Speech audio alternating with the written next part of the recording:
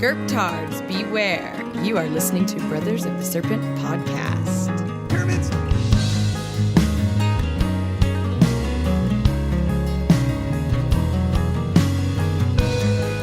And welcome back, ladies and gentlemen, boys and girls, angels and demons and monsters and serpents, to Brothers of the Serpent podcast, coming to you not live from the 10 by 10 by 10 tangent cube of science, nestled amongst the dusty bones of an ancient seabed high atop the Edwards Plateau. And we are the Serpentine brothers, Russ and Kyle Allen. We are your hosts, and we are joined, as always, well, mostly always, by the ever faithful and super badass watcher, show observer, Mr. Brett England from deep in his space station somewhere out in space. How you doing out there, buddy? Doing all right. That's a great intro. Super badass. I like it.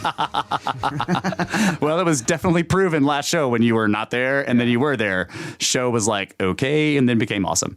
So we know that you're badass. We kept saying, wish the show observer was here to find out what we're actually talking about. Yeah.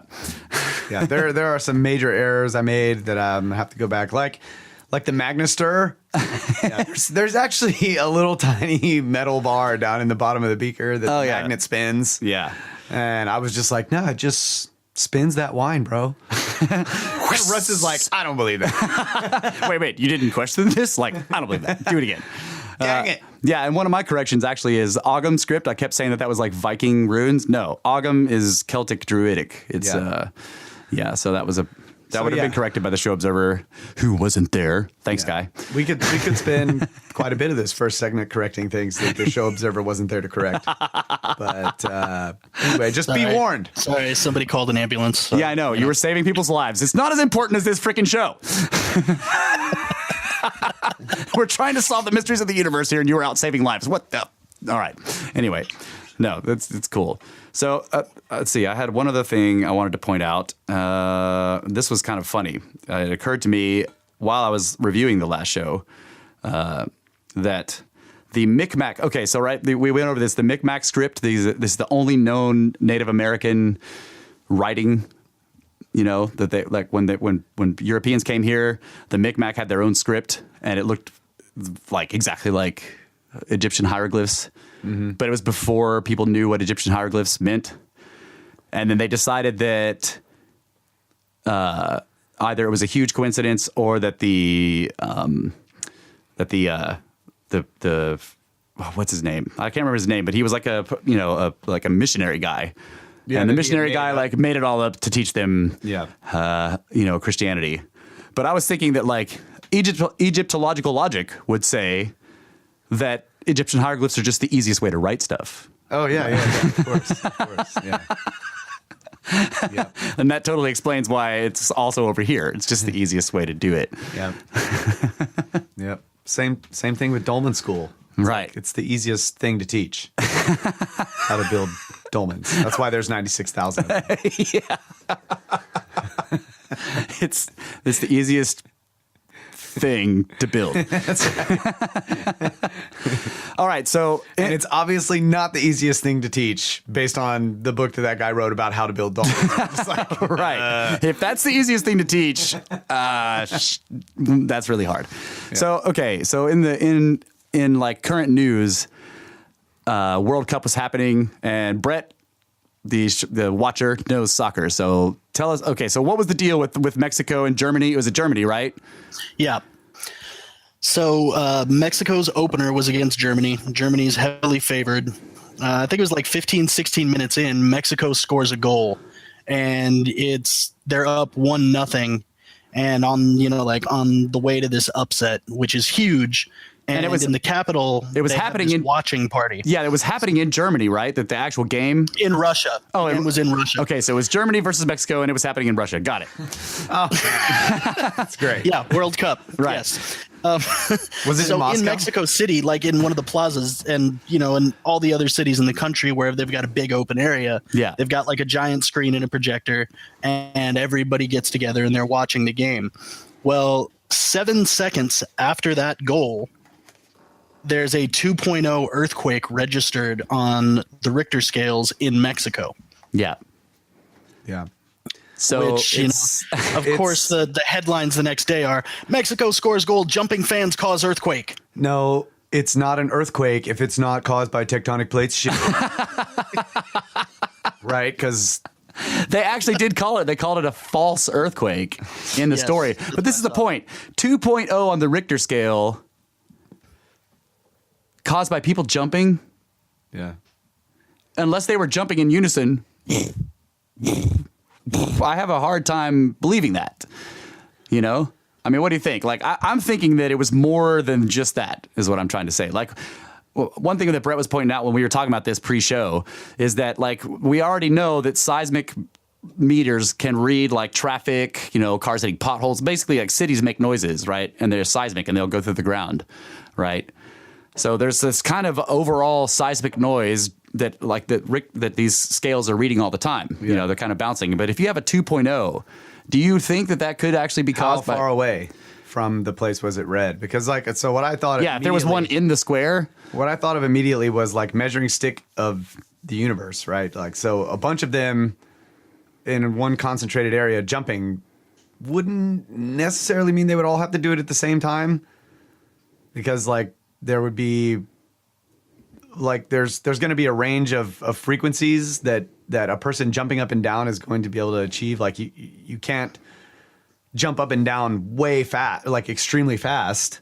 Yeah. Depending on how high you're jumping. You know, if everybody's just like, jumping, they're right. The range of frequencies. You mean because, like, people are generally in the range of, like, between 5 feet and 6 feet. And have such, you know, and we're all built based on phi. Yeah. So, and most people jump using their feet, not their knees and stuff. So they're going to be, like, bouncing. Right. And, like, even if they're bouncing, like, irregularly, you could still cause this sort of 2.0, do you think? Yeah. I mean, if it happened long enough, like if they were doing it long enough to where something, you know, further away, all of that vibration could become coherent. Exactly. Yeah. Yeah. Wow. I don't know. We could try it with cymatics, you know? That's true. Like, I just was thinking, just like, think about like you take a handful of sand, and you throw it into a pool of water. Mm-hmm. All the little droplets of sand are hitting the water at different times, but near the edges of the pool, you will start to see, like, large waveforms. Okay. Right? Yeah. You wouldn't see a single waveform for every. So that was sand. So Brett brought this up actually when we were talking about it, and this is a great point. What did you say, Brett, about there being a similar material? It goes back to, real quick. Don't interrupt me when I'm interrupting you. Okay, keep going. Sorry. I'll think of the term. No, keep going. Yeah, so Brett was telling me, like, he thought, like, aside from everybody being, like, coordinated, like, one way this could work is if the material was all the same. What did you say? What were you saying about that, Brett? You there, buddy? Oh, I think we lost him. Okay, well, what I was thinking of was constructive and destructive interference. So you have all of these people jumping, and they're jumping at different times.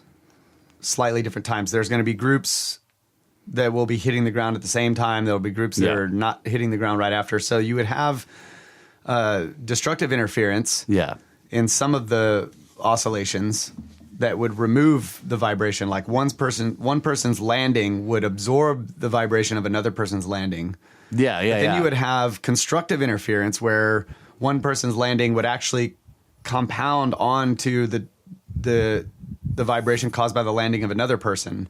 Yeah. And so with enough people, you could, you know, I would say it seems to me to be more probable that you would have a net positive constructive interference than destructive interference. Okay, yeah. That makes sense. So that ultimately the result would be large waves. Yeah.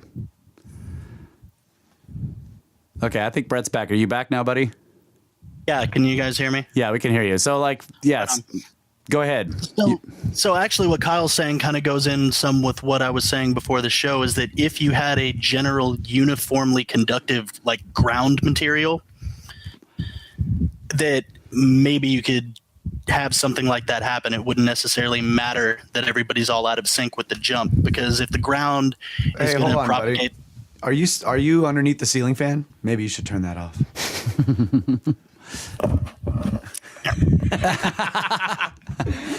They don't have ceiling fans in space. It's just the cooling system of the space station. That's an air recycler. Absolutely. See? But yeah, like if you had general conductivity all the way through, like, this large piece of ground section, that that might cause it to work. And so I don't know. And so okay, so I didn't know that it was happening in a big square, and that square is definitely going to be either paved or flagstoned or something, right? So if it was a gigantic paved square or concrete or whatever, that would definitely provide this sort of initial uniform ground that could then propagate waves out massively like a speaker, then there we go like, because the water analogy is great, except ground isn't like water until it becomes like water from seismic waves. Actually, now that I'm remembering the guy talking about the Carolina Bays, he said all those impacts would have turned the ground liquid. Well, it's like, so I guess what Brett's saying is, this uniformity or relative uniformity. So it'd be the same, in the same sense, you throw a handful of sand at a bell, and even though each grain of sand is hitting it at a different time, you'll still, after the sand's all done hitting it, you'll be able to hear the bell ringing a low tone. All right. So, I mean, I'm not saying that definitely. But if it was like a mindquake, is what I'm talking about. I'm not saying it definitely caused the earthquake. I'm just saying that damn it, I could see it. It's possible.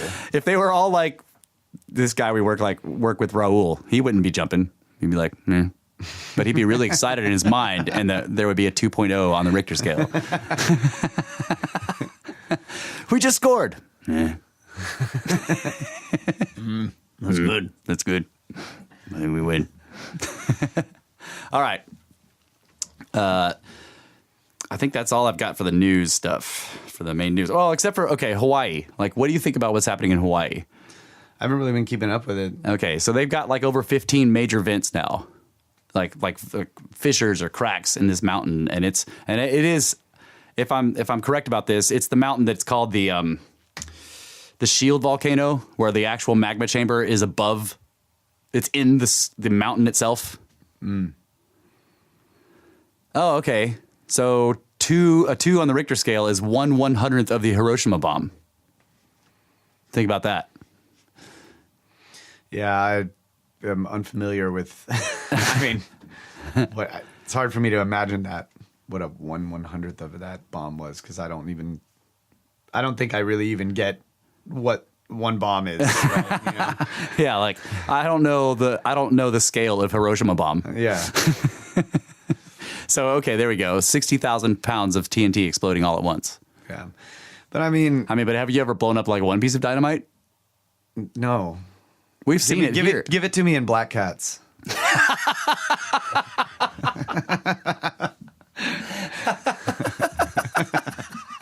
So, Brett, how many Black Cats do you have to blow up to get to one TNT bomb thing of TNT?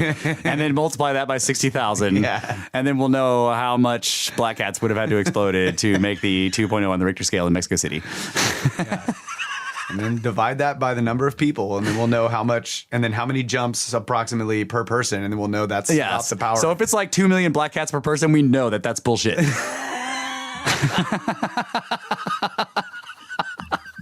Give me some math here, buddy. Sum it up for us. That's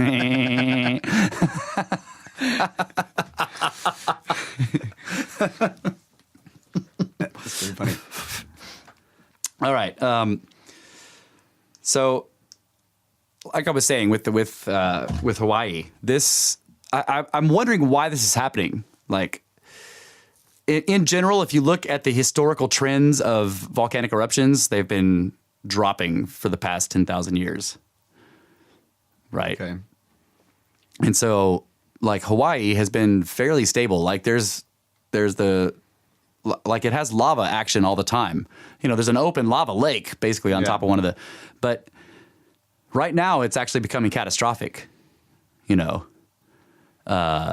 just, there's massive amounts of magma just rolling over everything all over the place. Like there have been news images of streets, whole neighborhoods being just, they say devoured, but that's kind of a sensationalist word. So it's not like exploding out of the top of them. It's just overflowing. There's fissures. They keep these cracks keep opening in the side, and then it just comes dumping. No, and it is exploding. In some cases, they're saying magma is being thrown 300 feet in the air, which is not that badass for a volcano, but it's happening all over the place, and the cracks keep opening.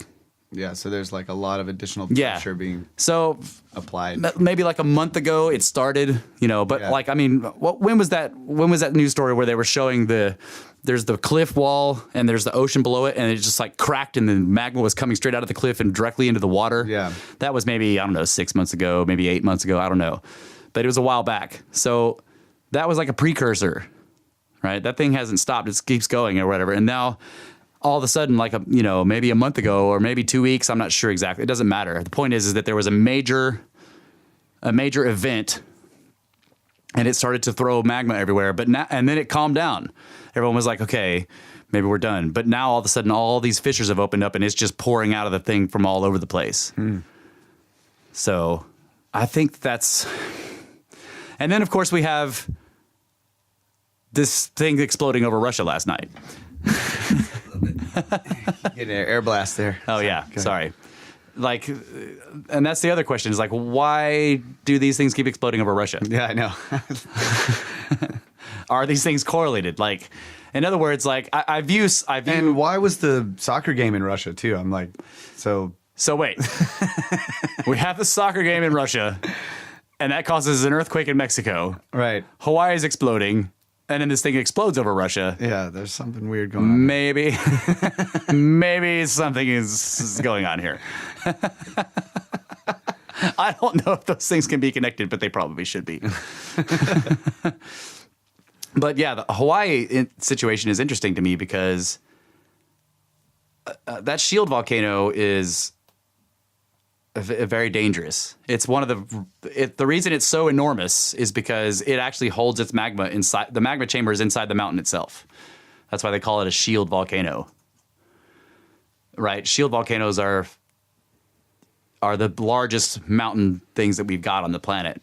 Because like unlike other volcanoes where they're just a cone, which is basically the nozzle, and the chamber's like a straw going way down under the bedrock. This thing actually has the magma chamber inside of it, so it's this massive thing, and that's the main island is that mountain, yeah.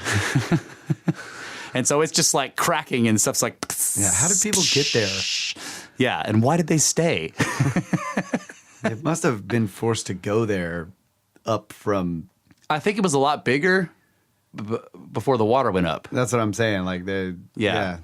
I mean, like I've seen pictures of, because Hawaii's like a lot of the beaches are rocky, right? There's not sand.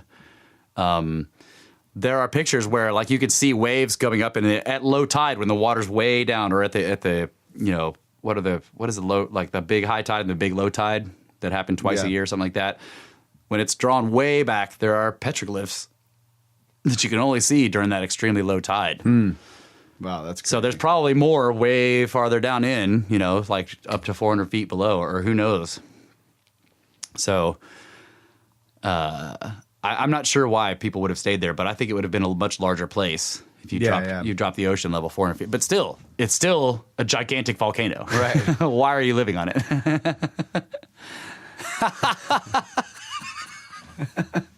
That's for, okay. 228 million black cats for one thing of dynamite? Is that what you're saying? Or per person? He just threw this number up there, black cats. 228 million black cats. Is that the whole... Or is that for how much... The whole earthquake. Yeah. Equals... Okay. So you got to... So now how many people in Mexico City were watching the thing? And then you need to divide 228 million by that and tell us how many black cats per person. And He's done. He's done. What is it? They were saying like 3 million Mexican cities. So like 228 divided by 3. That's way too many black cats per person. Yeah. Anyway. We're great at math here. Okay. So you've still been going through Shock's book. Yeah. Man. Oh, that's not bad. 76. Is that right? 76 black cats per person. 228 divided by 3. Well, I mean, that's just an estimate on how many people were celebrating. Right. 3 million people. It's no big deal, man. All right. Yeah, 76 black cats, I can believe. All right. So that's probably what happened then. 3 million people in Mexico City jumping up and down caused a 2.0. We proved it using black cats. Well, it's something we can understand, right? Yeah. You know, come on. Yeah. I've lit 76 black cats at a time. But, okay, so, man, where to begin? Like, I'm getting near the end of this book. Well, do you want to start with the idea about the CME and the fires? Like, that's a good place to start. Okay, yeah. So I was just like trying to think about the whole idea of what would happen nowadays based on this story about the CME that hit back in the 1800s. Yeah, the Carrington event. And burned up the telegraph line, or a bunch of telegraph stations caught on fire and everything because of the amount of electricity that was inducted into the wires of the telegraphs, system. And now we have power wires going everywhere, and they're connecting to every building, pretty much every building all over the place. So I was thinking, like, if we had a powerful enough solar outburst and the electromagnetic field energy from that was high enough that hit Earth, then it would induct high voltage DC currents into our AC current system.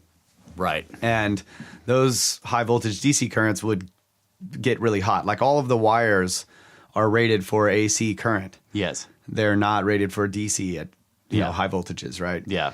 DC being like, supposedly there's more resistance and Yes.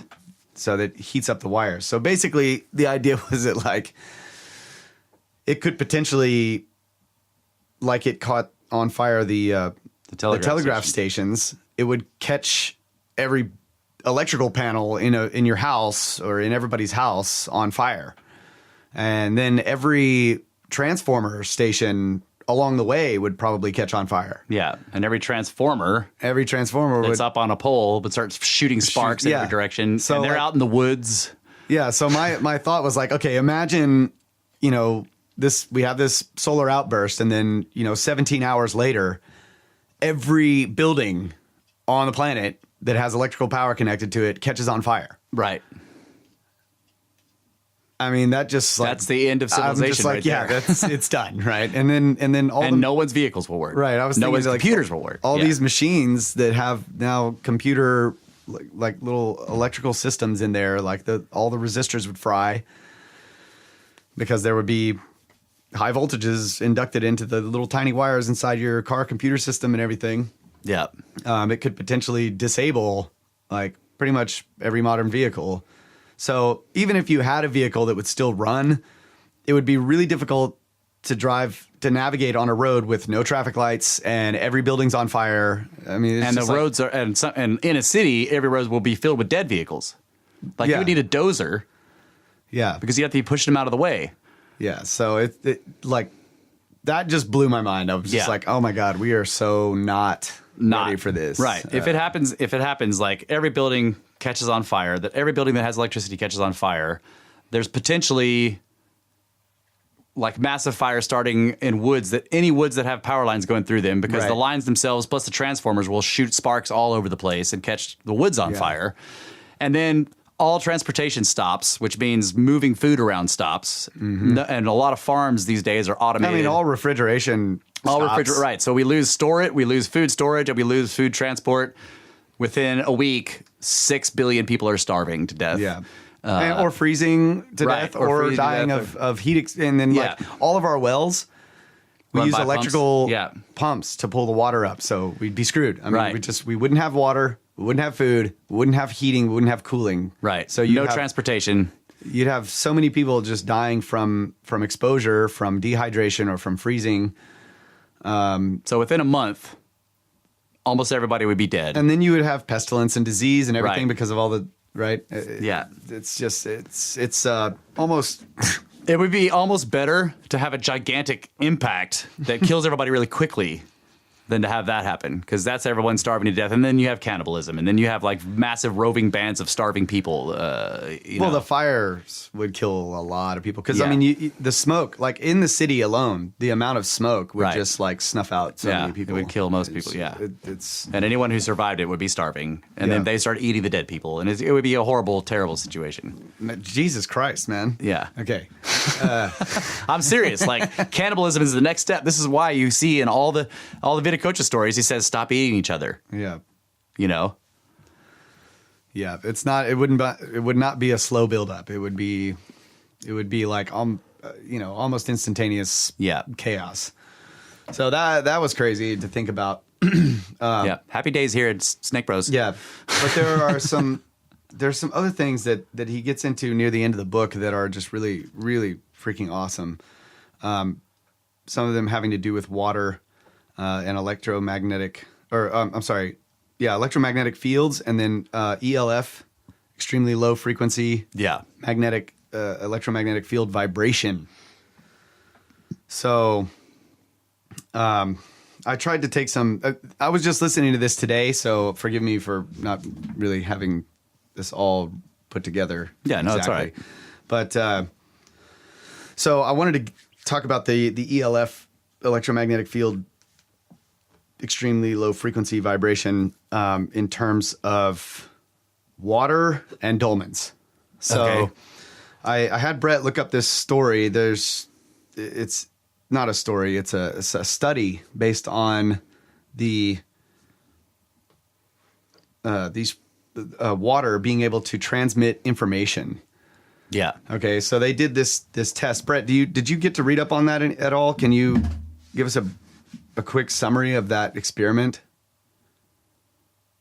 Yeah, so I haven't had a chance to look into it too deeply, but basically the researchers theorized and then showed that water can, for lack of a better term, absorb information from DNA and then carry it, and then that information can later be extracted back out of it. So like water can transport information in DNA from one location to another. Wow. Right. Okay, so here's the deal. Now, I'm just going to start in the middle of this. As Bennett Davis wrote in a 2004 review article, quote, evidence is mounting. Oh my God, I just lost my place. Whatever, I just lost my place. Okay. Evidence is mounting that water in living systems naturally gathers into frameworks of 14, 17, 21, 196, 280 or more molecules. Whoa. Some say that the cluster's apparent existence necessitates redesigning simulation models of life processes. And support is growing behind the idea that these intricate structures play key roles in operations ranging from molecular binding to turning on and off basic cell processes. So basically the way that it can record this information is that the water will clump into these structures that represent the information in DNA. Wow. And then it will stay in those clusters until the, like, say, enzymes are present and there's certain materials present in the water that it can then transmit that information back into the construction of the DNA. Wow. Which I thought was freaking amazing. That is amazing. Holy crap. So I'm trying to remember how I correlated this. There's another study. Okay, let's see. Okay, so the other study, Montagnier et al., whatever. Yeah. He's talking about how they took the test tubes or whatever when they were doing this, and they were subjecting the test tubes that had the DNA. One of them had the DNA information or whatever, and they were in water. Okay. Whatever. They were subjecting them to an electromagnetic field frequency of around 7 hertz. And of course, that's so really real close low. to the Schumann resonance. Yeah. Okay, 7.8 hertz or whatever, and it was really close to that. So they're talking about the ability of these, like the effects that electromagnetic field vibrations have on the water itself, and the ability of water to do this and whatever. Okay, so I don't want to read the whole thing. I need to do some more research on this, but what I started thinking of was the dolmens, again, are facing Water. bodies of water. Yeah. Okay, now, imagine, we have this the Schumann resonance, this electromagnetic field resonance of around 7.8 hertz. Okay, so the dolmens are designed in this very, very specific way to where they can either they can convert this electromagnetic field energy or transmit it. Yeah. Like transmit an electromagnetic field pulse, an ELF pulse of electromagnetic energy to a body of water. Right? Holy shit. And then the water forms these structures based on that ELF information. And then it repeats itself all the way across the body of water, and then from the other one you can get it. So it's almost like they're repopulating the Earth. yeah. Holy shit. Or whatever, transmitting all this information. So I don't know. That was just the first thing that occurred to me.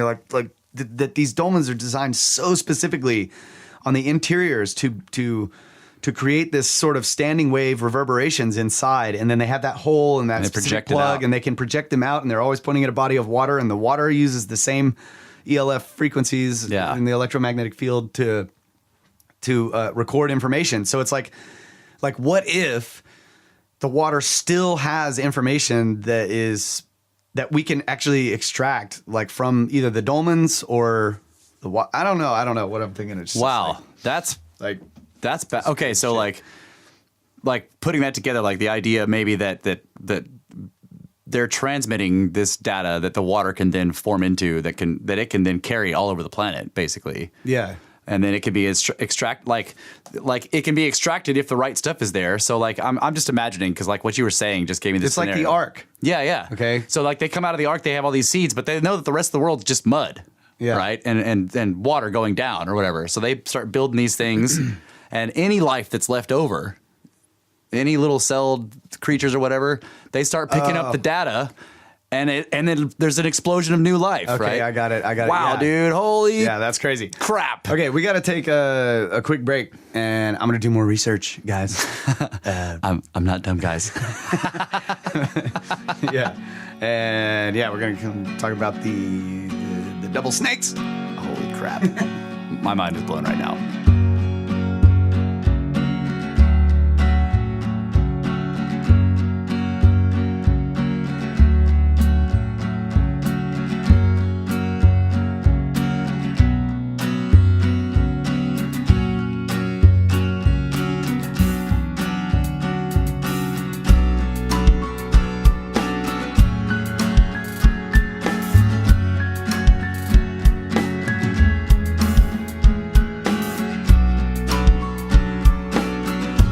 Ladies and gentlemen, we are back.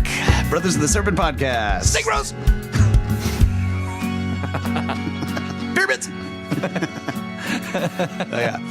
So I want to get right back into this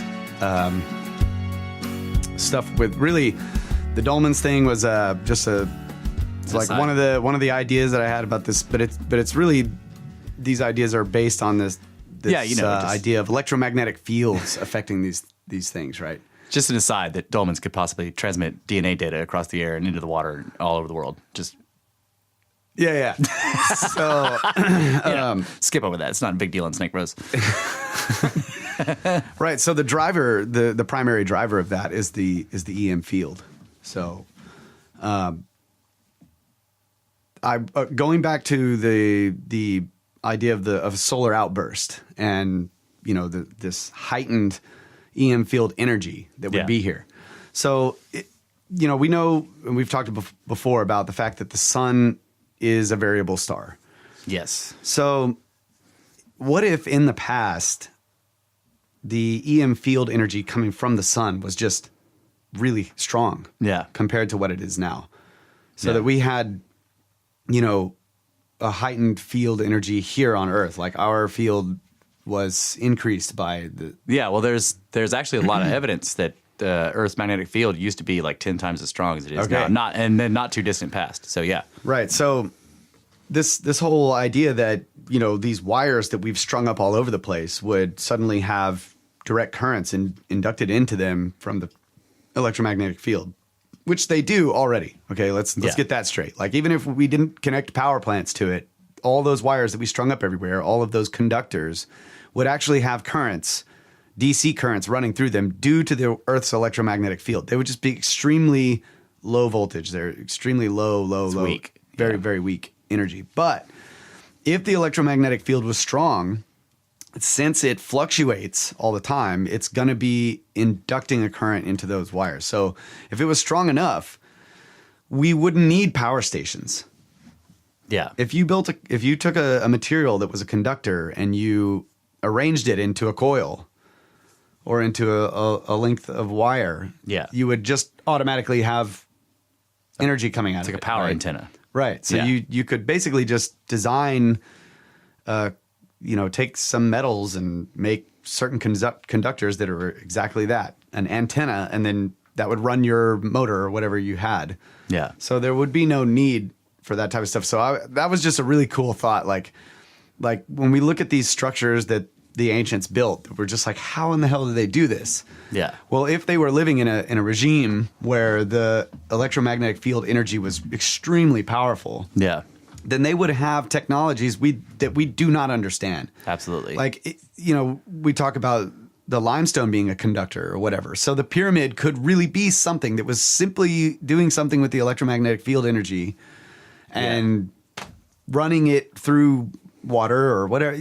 We just have no idea because we don't know what the world would be like in that scenario. My mind just got blown again. I just remember that most pyramids have waterways underneath them. Yeah, exactly. So like you got, and the other thing, the keystone cuts. Yeah, they're like a little. If they're full of metal. Yeah. I mean, would that work too? Like, could those be? Because like they don't really make sense as. You got these gigantic blocks, and you're going to say that this is going to be held together by this tiny little thing. Maybe it was just to make a better connection. Yeah, or it was actually because maybe that metal, like we would string up a wire, and then if we suddenly were under this massively more powerful EM regime, like you were saying, all of our wires would catch on fire and burst into flames. So maybe they were just making little. Because really, the main conductor was the limestone or whatever, but the keystone cuts were to like amp it up a bit, and they would put them between various rocks. Yeah, but this also, I mean, think about the Jed pillar. This little thing that seems to be around and looks like it's the backbone of Cyrus. So it's like it's got the sun on top of it or whatever. These types of objects that are depicted that don't make sense to us now. That don't make sense to us could have made perfect sense. So. Thinking along those lines, like, I mean, you can go on and on. Like, we could go through the whole ancient library of buildings and everything and just look at them with this mindset, like with these eyes, right? Yeah. Heightened electromagnetic field energy.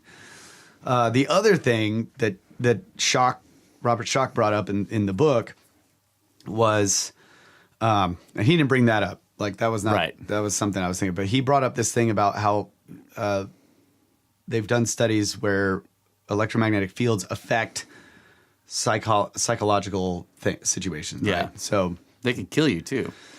Yeah, but they were saying like I'm just trying to get it back down to the, like I'm trying to keep it at this like gloomy, like they can kill you folks. All right, keep going.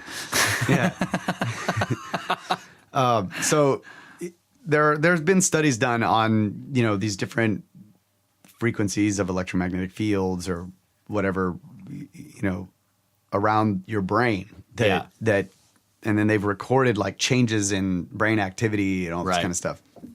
So there are some pretty decent studies. I have to go back and look based on the electromagnetic fields increasing people's ability to like be, what is it? Mind reading? Yes. Yeah. Psychic. To have parapsychology or whatever. Yeah. Right. So there's imagine like if whatever the whole thing is, not only can it change DNA and like alter like the whole situation with life and how life is propagated and how, Brett's pointing out that there's a transcranial magnetic field therapy, which is used for depression and supposedly works really well. So is that something where they're trying to imprint a non-depressed person's like cranial magnetic field onto a depressed person's? Is that what that is? I'm just asking. Is that transcranial? Yeah, that's kind of what it sounds like. Yeah. Like, so you take an image of like the magnetic field of the brain of a person who's not depressed, and then try to like sort of shift the magnetic field of the brain of the person who is depressed into that something more like that field. Not okay. That's kind of cool, but not exactly. That'd be a great idea. Put that out. Well, there. they should try that. Yeah. Oh wait, we are putting that out there. Anyway, TM Russ. So I was just thinking like this idea of telekinesis and these just all of these sort of legendary abilities, and even the idea that we could talk to animals and stuff like that. Like, what if we are all dumb right now because of the current situation with the electromagnetic field? Like, what if there was a time when these animals and things that we seem to think are like, well, what's going on? They can't talk. They're less intelligent. But what if like we were like moving blocks of stones with our minds and singing them into place and all this kind of stuff, and animals were communicating with us on a regular basis, and you see what I'm saying? Like, I don't know. That's kind of way out there, but so like if we had a better magnetic field, it'd be Narnia. Exactly. Yeah. Not to make light of it, but that's like that. If we could communicate with animals, and like I've always wondered, we've asked this question, like why did they call it the language of the birds? Like, yeah. Yeah, exactly. It's the language of the birds. Like birds, one thing they do all the time is talk, right? They're always communicating, and they can fly. And we still use the we don't now. Homing pigeons. The pigeons, right? So I don't know. Like if we could actually speak to them and just be like, "Hey, bird, go tell blah blah blah that you don't need cell phones. You have birds." Yeah, that's what I'm saying. Like we don't know. There has not been enough experiments done enough. So this is interesting because the closer you get to the center of the galaxy, the higher the magnetic, because there's an enormous magnetic field being emanated by whatever the object is in the middle of the galaxy. Like. And it's not to say that it's any magnetic field, but there's something about life on Earth. Oh, okay. And the so it has to be tuned. The Earth resonance, right? I don't know. I don't think anybody does. So I'm just saying, like, just like strapping a magnet to your head is not necessarily going to make you a badass, right? But they sell those. Yeah. I'm just saying that like that there is like frequency vibration in the Earth magnetic field. Yes. It's resonating. It's humming. It's humming. Yeah. That frequency has an effect on our psyche. So like it's probably humming because of the sun, right? Yeah, that's probably. how I picture it. Yeah, right. The sun's always beating on it, so it's ringing like a bell. But it probably, yeah. Man, there was one other thing too. Let me pull up my notes here. So I just want to go back to the like while he's looking at that, like the idea of like I've read lots of science fiction where and it goes one way or the other, that like the farther out of the galaxy you get, the smarter everybody becomes because you have less dampening of your ability of your neurons to move signals around. Or as you get closer to the core, everybody becomes more and more brilliant because the magnetic fields are so much stronger, right? And they're more conducive to being genius or whatever. And like there are plenty of stories about like entirely incorporeal magnetic beings, Yeah. Like you can imagine, because like the two things that a quote unquote black hole, whatever that object is this enormous gravity well and in this massive magnetic field, right? And there are like I've read these great stories, and obviously this is all fiction, but the one thing about science fiction is that they're playing with speculation about what the possibilities are given the science that we know, right? So they look at the Manual for How the Universe Works, final edition, and they write stories based on what it says, speculating past the final edition. Yeah. Right. And like there are these fantastic stories about like purely magnetic beings that live on a black hole, like on quote unquote, but because they just actually exist within the magnetic field of it. Right. And so if like we're saying Earth right now is kind of a weak magnetic field, and so we're all quote unquote dumb in the sense that we can't really communicate with animals and maybe with each other better. Or if we had a stronger magnetic field, we would be more psychic. Yeah. Right. That we'd be able to move blocks with our minds. That we could whistle things into place or whatever. So imagine what, like closer to the center of the galaxy, where life has like evolved on a planet in this enormous magnetic field of the center of the galaxy and all the stars in that area or whatever, they would be much more conducive to being destroyed by cataclysms because they're surrounded by shit that can kill them. Right. And would we even recognize their technology? No. And if they just like we don't recognize the ancients here. If they started getting far enough away from that, some of their shit would stop working, right? Right. They're like, oh. So then they would want to carry it with them. Right. Right. So then we see things like neutron stars or pulsars or whatever that are far away, but they're generating these same sort of fields that around them are similar to what you have in the center of the galaxy, right? Yeah. So like, why do we have pulsars?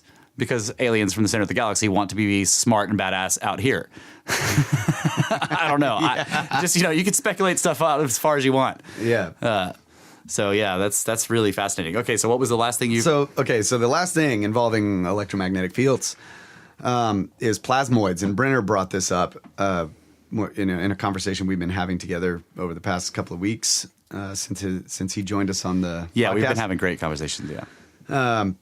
He brought up plasmoids, and so I looked him up, and I was kind of looking at this little diagram. Basically, if you imagine the electromagnetic field lines, like these lines coming out of the poles of the planet on the North Pole, going around down to the South Pole. Yeah. And then you have the sun's electromagnetic field, like, what they call the solar wind going past, and it makes this sort of eyeball or teardrop shaped the beard thing out of the lines. There are these what are called plasmoids, where those lines on the backside of the Earth, or the side that's facing away from the planet or away from the sun, will kind of curl around and make another like circle. So there'll be a plasmoid, like it's a circle with concentric circular lines of the magnetic field there. So there's like a node of the magnetic of a sort of like an independent magnetic field, like kind of floating around there. Now that is like not a perfect picture, the diagram, but you can imagine like it's always shifting and fluctuating, right? Our magnetic field. And so the plasmoid's going to be kind of getting bigger and smaller and disappearing maybe, or reappearing and fluctuating around. Yeah. So it occurred to me that there might be places on Earth where, due to the sort of interconstruction of the planet and our own magnetic situation, that there are areas on the planet that are more likely or more probable to form these plasmoids due to the situation with us and the sun. Yeah. And one of those, I thought, would be the Bermuda Triangle. Oh, right. So occasionally the plasmoid that forms around the Bermuda Triangle will just get really powerful and strong. And like we talked about how the water even forms in this bowl shape. Yeah. Sometimes, or whatever. They measurably lower. Yeah. And that guy talked about the cloud form that formed around his plane. Yes.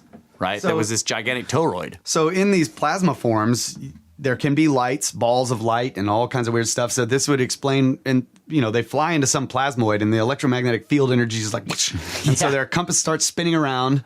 Yeah. And they start seeing the sun down below them, and they're like, oh shit, I'm upside down. They just completely lose. Yeah. They don't know what's going on because they're looking at some like aurora down there that looks like the sky. Yeah. Below them, and they're surrounded by clouds, and they think the sun's down there or whatever. So there's all this crazy shit going on, and it could be caused by some like plasmoid forming in the area. Yeah. So actually, that was not the last. I have more. Going back to the ancient varas and caves and stuff. The lights, the created lights. Oh yeah, the windows. Yeah. The window that lit up. So in a heightened EM field energy regime, it seems conceivable that certain crystals and stuff would be glowing from that energy. So you could have these lights. This is why like these extremely deep caves where they've drawn petroglyphs and stuff, like they went through the water and they did all this stuff. They're way back there and they're drawing. There's no smoke. Right. And no possibility of getting fire back there because you have to swim through tunnels that are full of water. Yeah. But like in the pyramid, in the halls and some of these like things under like way down in these caves, it's all dark and it's all carved all perfectly on the inside. And there's no soot. Yeah, there's no soot. How did they light that up? Yeah. You can imagine that they were able to have some type of artificial lighting that really was natural, but it was based on this heightened EM field energy situation. So the EM fluctuations would excite the crystal into some kind of... And then and just like the way certain like AM... I don't live in that world now. Yeah, I know, right? AM radio at night is able to go so much further, travel longer distances and be clearer because there's less interference from the electromagnetic field, right? That's like from the sun. On the backside, there's a little the lines are cleaner, right? So it is conceivable in that situation that at night, whatever your crystal light thing is would glow brighter. Would glow brighter because it's a cleaner signal that's actually oscillating the crystals and making the piezoelectric situation or whatever it is that's causing it to light up. So that's how they could tell the difference between day and night when they're down in the Varas. Or when it's like permanent cloud cover because of an impact or giant lightning bolts or whatever. Yeah. Yeah. So they were able to accurately count the days. That's right. So that legend that we talked about where Noah had a crystal that could tell him that shone brighter at night. That's what you're talking about. Yeah. So because there was so many days of darkness and he could tell whether it was night or day by having this crystal. Right, by how bright the crystal was, because at night it's a cleaner signal and during the daytime it's got interference. So I just like there's so much to be studied about plasma and ELF. So, I'm sorry, but magnetic field energy. So, like, obelisks could have been just like streetlights. Yeah, dude. Right? You just put two of them up next to your temple and they're glowing beautiful and bright, Yeah. And at night they get brighter. Yeah. It's yes, awesome. Yes. Oh, man. That's so freaking awesome. That would be fantastic. Yeah. God. That's amazing. Okay. So it would be cool. When we were in Vermont. They're carving the huge one out of the ground, right? And yeah. And either the electromagnetic field just and the whole thing just goes out. So they're like, put the tools down, screw this. Yeah, we're done. Or the tools stopped working because they were also operating on this power. Yeah. Or they're like, man, screw that. It's too hard. Yeah. That's an even better idea. I was thinking like this supposed crack or fissure or whatever that. Right. It's like while they're doing it, something happens and the thing just kind of goes out because the sun coughs again and it's like, right. Yeah. I mean, like if the light is also part of the, because crystals, they flex when excited. Yeah. So like if there was a big pulse and it flexed too much and just, put a fracture down it. Yeah. The other thing, I just had another idea. Oh yeah. So when we were in Vermont, remember we were next to that state park. We had that cabin. Yeah. Okay. So we were up in Vermont and we were in a cabin next to a state park and Kyle and I went off into the state park exploring, and we immediately started to find these long rock walls. And I remember at the corners or any place where the rock wall took a turn, there would be a big giant quartz rock, So you could see that they're doing the same thing. Like the corners of the walls have a glowing stone, right? So that you could see the wall all through the woods or wherever it's going. That'd be badass. Yeah. Yeah, and like a lot of those mounds that they built out of the stone, like would have a big, quartz crystal on one side. Yeah, whatever. I mean, like Avebury has that. There's this beautiful like round mound, and then there's this ring of bright white crystalline rock that has all the spirals in it. Imagine that being lit up like. Yes, that's a Stonehenge. Like that's one of the things that Shock was talking about. This would explain. Like the sort of resonant properties of these stones in this different sort of energetic situation. Yeah. That would explain why they went to such great lengths to go get that particular stone because it was doing something that we don't see today and we can't.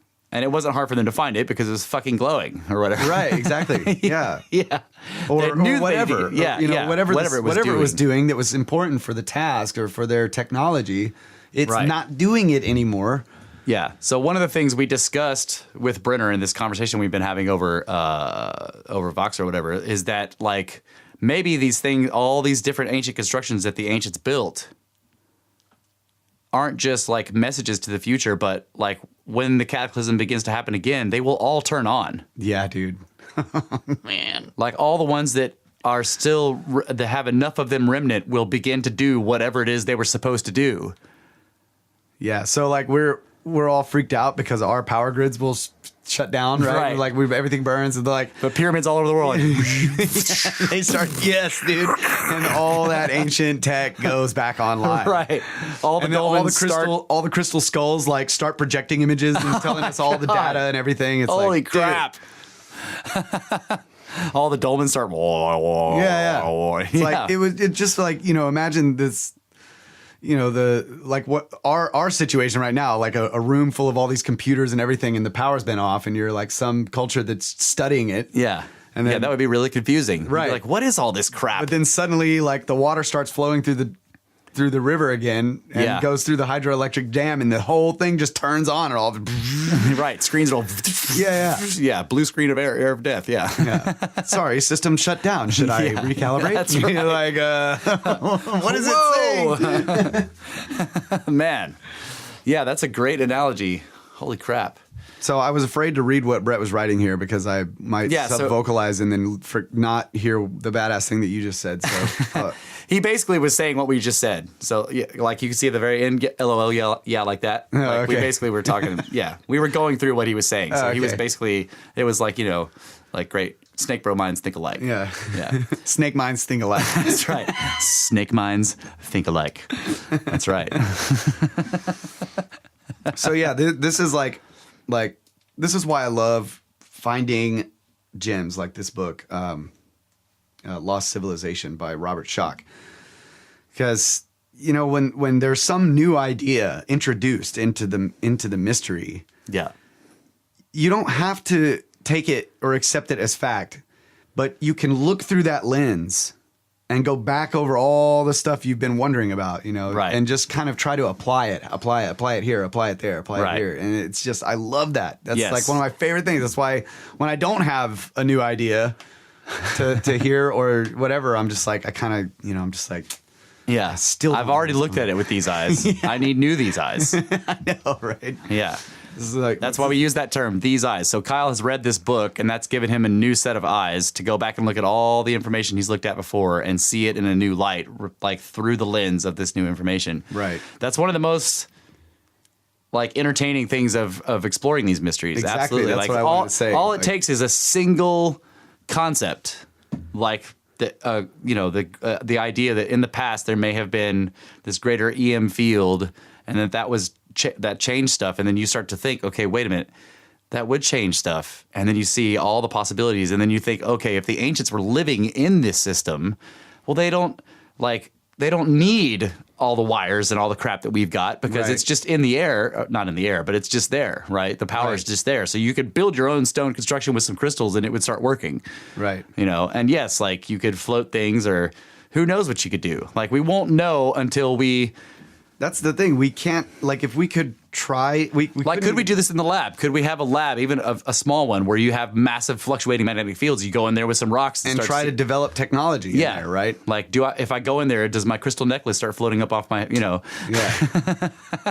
And that's what, so a lot of the stuff a lot of the experiments that Schoch was referencing in his book they're highly, quote unquote, air quotes here, highly controversial. Right? Yeah. because the standard modelists don't want to believe that there are actually things that people can do with their minds under these increased electromagnetic field pulses at certain frequencies. You know what I mean? They don't want to, but if you just take it for granted just for a second, and then go start looking at all this ancient stuff, applying it to that, and then it's kind of things start to click together. Right. So do you remember? I showed you this. I'm pretty sure it was the CBS or PBS. It was an old thing where they were wondering can people just detect magnetic fields? You remember this? And that they had the reporter from CBS or PBS, whatever he was from, one of the major broadcast stations or whatever, and the engineer was there, and they blindfold the guy, and they put the antenna behind his head. He basically just sat in a chair with a blindfold on, so that he didn't know what was going on, but the magnetic field emitter was behind him, okay? Mm-hmm. And the engineer had a screen in front of him, and he was just able to manipulate the field, and he would turn it, and you'd see this big spike, and the reporter's like, oh yeah, saw that. It was purple. Oh wow, that's. I mean, it was cool. He was able to detect, and it was they did it over and over. He was like, oh yeah, that was a little one, and then the engineer made one that looked like it's all rim, and the guy's like, that's jagged. Yeah. He could totally tell just with his mind that he could detect the magnetic fields. Yeah. If they were close enough to his head. I have to admit, like those neodymium magnets, or however you say it, like I have put one of those under my pillow. Well, I know we've mentioned this before, but remember and then the story? nothing happened, so I flipped it over, changed the polarity, Had terrible and dreams. then went back to sleep. Nothing. Woke up from a nightmare, flipped it over, had great dreams for the rest of the night. Yeah. You remember the thing where like I got down here and you were like, all right, close your eyes, and you put a piece of metal and one of the magnets in my hands, and I was like, this one feels weird. Yeah. Yeah. And you were like, holy shit. Yeah, yeah, exactly. Yeah, that was really cool. And it was impossible to describe what felt different about it.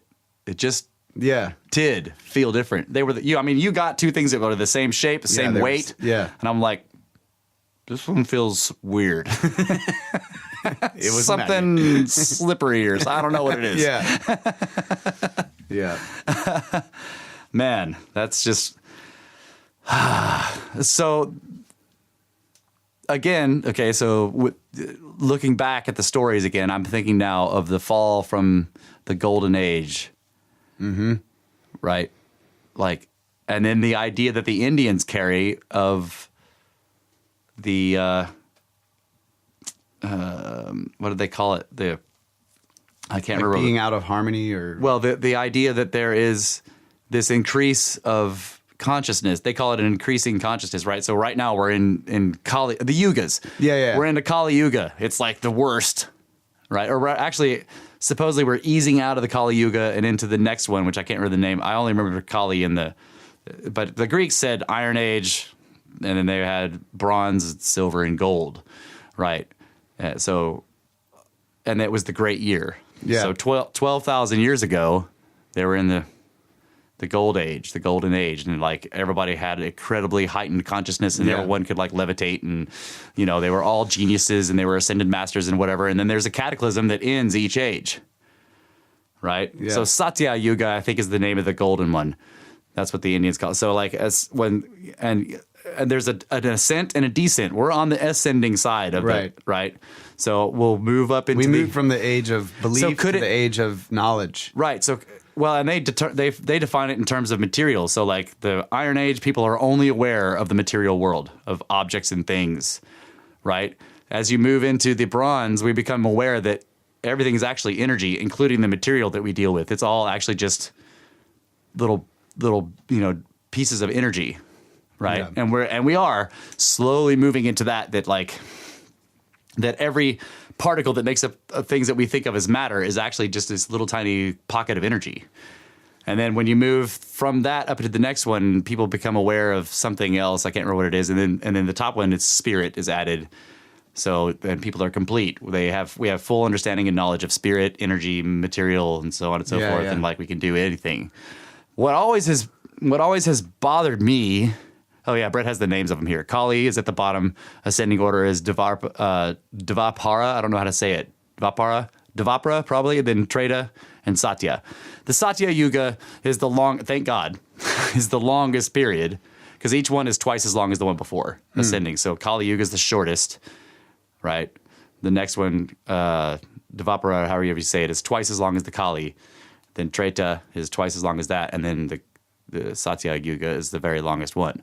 But what always has bothered me about that idea is the descending cycle. How can people in the Satya Yuga, these ascended like geniuses, allow their civilization to fall, knowing it's coming, right? So one idea, and I've gone over this with people who are really into the Yuga, and they're like, well, maybe they didn't. They left. Yeah. Right? Because again, you have the idea of like, if you become these like ascended people, you understand that this is the system here, and you're not being an ascended badass. You're not going to mess with nature, but you don't want to like go back down to the Iron Age. So you're like, we're gonna go. You have ascended, right? Mm-hmm. So they actually ascend into space, and maybe that explains like some of the UFO stuff, or like the places where men become gods, right? Yeah. That's cool. Yeah. But we're at the halfway mark Fastest 2 hours in podcasting, folks. That's right. We are going to take a Snake break. snake break for obscenely small profits if you donate to our pyramid scheme. And we'll be back to finish out the show. Thanks.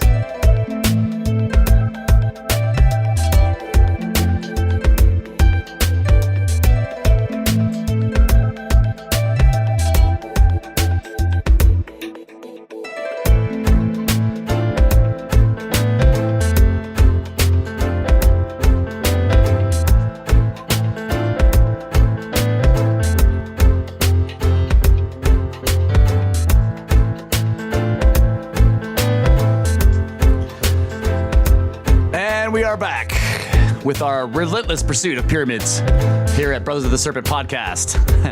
Behind these steel Tangicube microphones. That's right. So, carrying on with this idea, like Kyle has one more thing to bring up from this whole thing, and like giving you guys new these eyes, right? Yeah. Is what we're working on here. It's giving me new these eyes. I didn't know any of this shit till we started the show. Like. My mind is all over the inside of the tangent cube right now.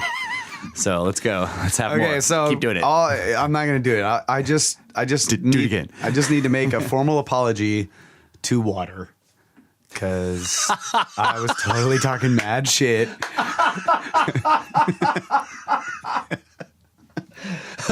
it about the hippies, right? Yeah, I did. I didn't know that you could transmit DNA information. And I'm really sorry that I ever said anything bad about you. But you are a lot better with coffee beans and milk. So anyway, that was, and just, dude, you guys go out and buy Robert Schoch's book, Forgotten Civilizations. Yeah, Forgotten Civilizations. It is fantastic, and I haven't even read it yet. But it's been blowing my mind for the past 3 weeks. So it's definitely worth buying. Like I've got it on my phone, and I'm just afraid to start reading it because my mind is already so blown, and I haven't even looked at it that I don't know. I'm just afraid of like the magnitude of exploded that will happen to my mind when I start actually reading this book. Okay, so I had all these ideas during the break, and I forgot them. I can't remember anything I was going to talk. I was like, these are great ideas, and now I can't remember what they were. But they had to do with what we were going on here. Not the obelisk lights? No, it wasn't the obelisk lights. Lamp. Street lamps? Obel lamps?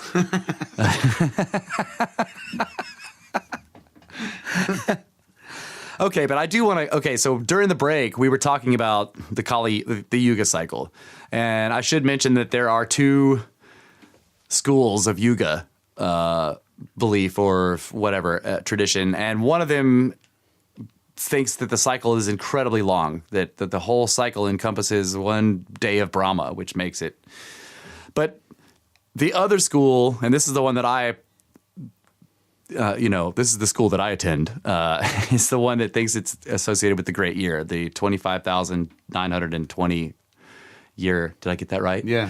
Yes. It's the first time ever. So, okay. So like that's the school that I apply to, that I subscribe to in terms of the Yugas, is that it's part of the Great Year. But what's fascinating to me is like if you go and look at the numbers of the people of the millions of years school, you see processional numbers all over the place. Yeah. One day of Brahma is like 4 trillion, 300 billion, 20 whatever. It's 432,000,000,000, right? It's 4320, which is processional, two processional ages, So, and if you add that up, like 4, 3, and 2, you get 9. So this is what I was going to tell you. Like, if you ever are guessing at a number for procession, you're not sure, just add up the digits. And if it doesn't equal 9, it's wrong. Well, if it doesn't equal 9 or a multiple of 9, so 18. Right. I'm sorry, not a multiple of 9. If you can add them together again, if you add them together again and get 9. If you get a double-digit number after you added them up, right, and then you add those two digits up and they equal 9, then you're good. Right. So keep adding them up till you get a single digit. If that single digit is not 9, you're wrong. Yeah, it's not. It's probably not processional. Right. That's crazy. That is crazy. 108. Yeah. 72. Yep. 2,160. Yep. 25,920 equals 18. 1 plus 8. 1 plus 8 is 5. Yeah. Yeah, so I tried to point this out to people when I was, talking to people about this. I'm like, well, look at these numbers. Like they're listing off all these these massive million-year Yuga numbers, and I'm just like, those are precessional. So I think it's the same system. You know what I mean? Like in other words, they're still talking about precession. Right. So like I don't know how all the zeros got added on. Right. But it seems to be, I don't want to call it a corruption. It's just, the idea. There might be other information in there. Yes. Because I think the number of placeholders is important. Like sometimes when you add up all the zeros, you get interesting information. Like why are there, Maybe 9 fucking zeros after this? Exactly. Yeah, exactly. Or 18. So I don't know. I've wondered about that a lot. It's difficult for me. I've been trying to do this. We have a guy in town here that is from India, and I talk to him whenever I get a chance about Indian culture and Indian legends, and I'm always bringing up. I'm like, so what? Because if you look at like the frescoes in India, in the temples, there are all these characters on them, and I just have no idea what's happening. And I know I've talked about this before. We're just like, okay, there's like 40 people on this thing. I don't know. And some of them have 20 arms. Like, I don't know what's going on. They probably have 18 arms. Right. You're probably right. And each arm is holding something that's different. So, like, I talked to him about it. I brought up the 9 unknown men. I was like, so what's the deal with the 9 unknown men? And he looked at me. He was like, how did you find out about that? I'm like, oh, sorry. I saw it on the internet. Anyway, he has explained stuff to me, like we've talked about Vimanas. And we were talking about Vimanas in the break, right? So it's very possible that Vimanas may work only, and he told me this when I asked him about Vimanas.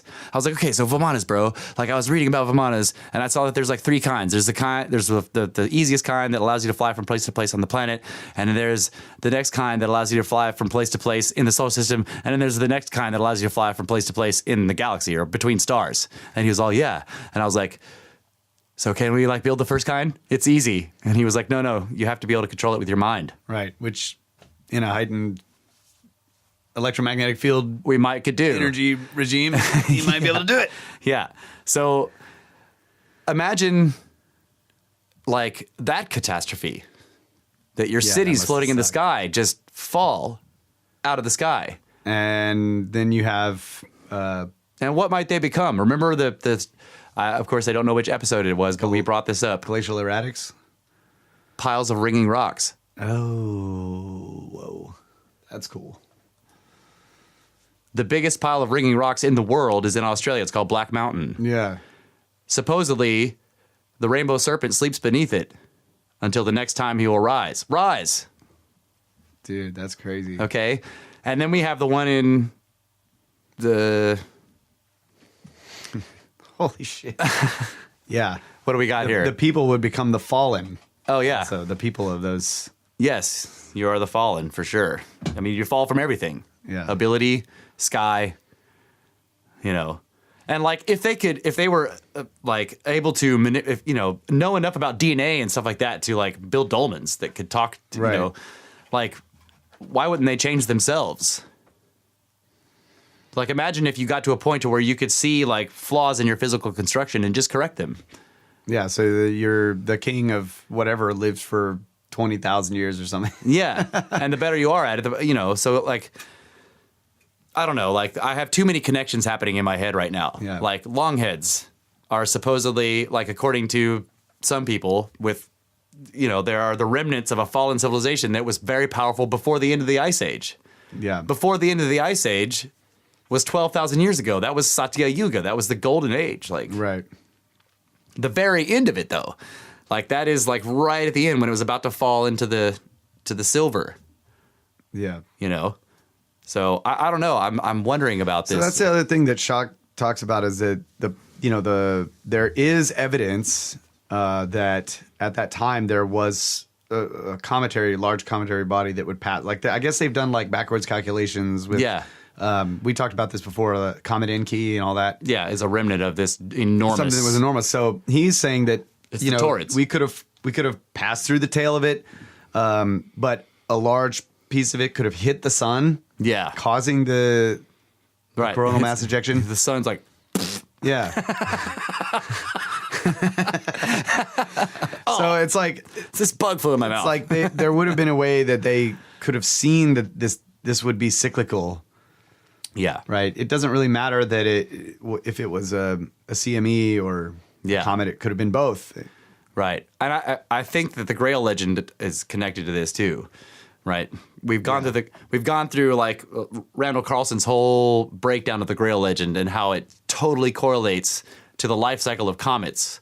If you start out, with them in they're frozen out there in space. That's hibernation, right? And then there's activation, which is when they get pulled in by this slight gravity bump and they start to fall inwards and it takes forever. And then like there's cavitation or something like that, where they get broken into this long stream by and then the gods, right? Jupiter and Saturn start passing them around, like playing this hopscotch with them, passing them around or whatever. And the planets, weave them into the inner system until they get this like long elliptical orbit where they're at this point, they're this long stream of rubble that's been broken up. And then whenever we pass through that stream, and like with the Taurids, we move through it twice a year. And it's so wide that it takes us 12 days to move through it. 12 days to move across it. And like Graham Hancock likens it to running across a 12-lane freeway blindfolded twice a day. If you do that, eventually you're going to get hit by something. Right. Luckily, most of the time you're not crossing it during rush hour, but. Right. But if you have to do it at the same time every day, there may just be a vehicle there at some point, especially if the rush hour of the freeway has a much larger cycle than the one you're using. Yeah, exactly. Eventually they will coincide and you're going to be in trouble. Yeah. And you may be able to cross it and have to, and you may never get hit, but you probably will. And this is what I was talking, like we were talking about this thing with Russia. Like, so last night, Russia almost got killed again by something exploded over Russia, right? Yeah. So why is this, and it's in the morning, right? For us, right? It's like, it's getting close to dawn. Like, so in Russia, it's just, you have dawn happening. For us, it's the middle of the night, but the sun has come up there barely and everyone's going to work. And then this thing seems to come out of the sun. That's what happened at the Chelyabinsk or whatever it is. Yeah, the Chelyabinsk explosion. Like when you watch that, the sun's right here and then it goes. Oh man! So it looks literally like Ra is trying to kill us, right? It's again, right? And I'm also thinking of the Vajra, the Indian, this weird tool that they show the gods holding. It has the 3 prongs on either side, and when it's closed, it's not dangerous, and when it's open, it's incredibly dangerous. And it also looks like a plasma form. Like plasma form, yeah. Right. The swastika, when you turn the beautiful one that the watcher Brett keeps posting, it's reversed and it has those 4 circles. That's a plasma form. Like I saw that today and I'm like, that's clearly a plasma form. Yeah, that's exactly what I thought when you posted it too. But I was talking about something else. And so it shows up in the sky and it's spinning and there's these circles in it,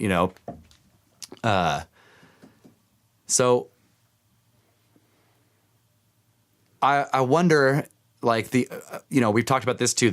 All these ancient constructions, some of them are post-apocalypse. Yeah, probably. Okay. I have an idea about that. Okay, go.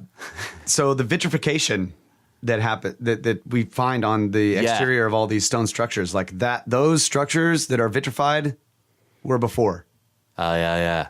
Oh yeah. The ones that are not vitrified were built after. So Göbekli Tepe is not vitrified.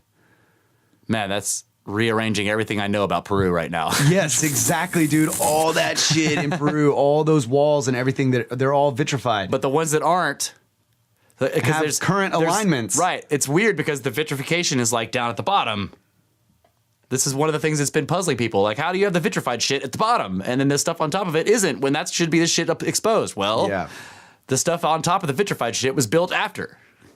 Yeah, because the vitrification, if this was not clear, came from the CME. Like it came from the cataclysm. Came from the cataclysm, yeah. Right. So what we were talking about before, like these plasma forms in the sky, all this kind of, like there would have been like in that situation. This is one of the things in Schock's book that he talks about, that there could have easily been, high enough energy levels to actually cause this, like due to lightning bolts and all that. Some of the most interesting and strange vitrified stuff in Europe is that's not in the Americas, is in Scotland and Ireland. They call them the forts, and I think there's some in England too. I'm not sure. Forts, right? And they're just like they're melted, of rubble. Yeah. And they're like, but no one knows who built them, and no one knows how old they are, and no one knows who occupied them. But of course, that's the mainstream. The mainstream is like they're not that old, right? They're too. They built fires all around them, right? Yeah. They think that they're basically medieval. I mean, like that they're too well built to have been for them to think that they're anything older than they're, in other words, they don't think they're very ancient. Right. But if they're vitrified, they're old. Like basically is what we're coming down to. Yeah, they're using butt flap dating, like basically to Exactly. They can't be very old because butt flaps, right? Right, exactly. Because as you go back, because of as John Anthony West said, the Church of Progress decrees that like abilities must go down as you go back in the past. And what's interesting about that is that's kind of right until you get to the other side of the cycle and when it begins to ascend. And that's exactly what we see, that like we have ascended from the very middle, the worst part of the Kali Yuga. Right. And pretty quickly. Yeah, very fast. Yeah. So if you like think about the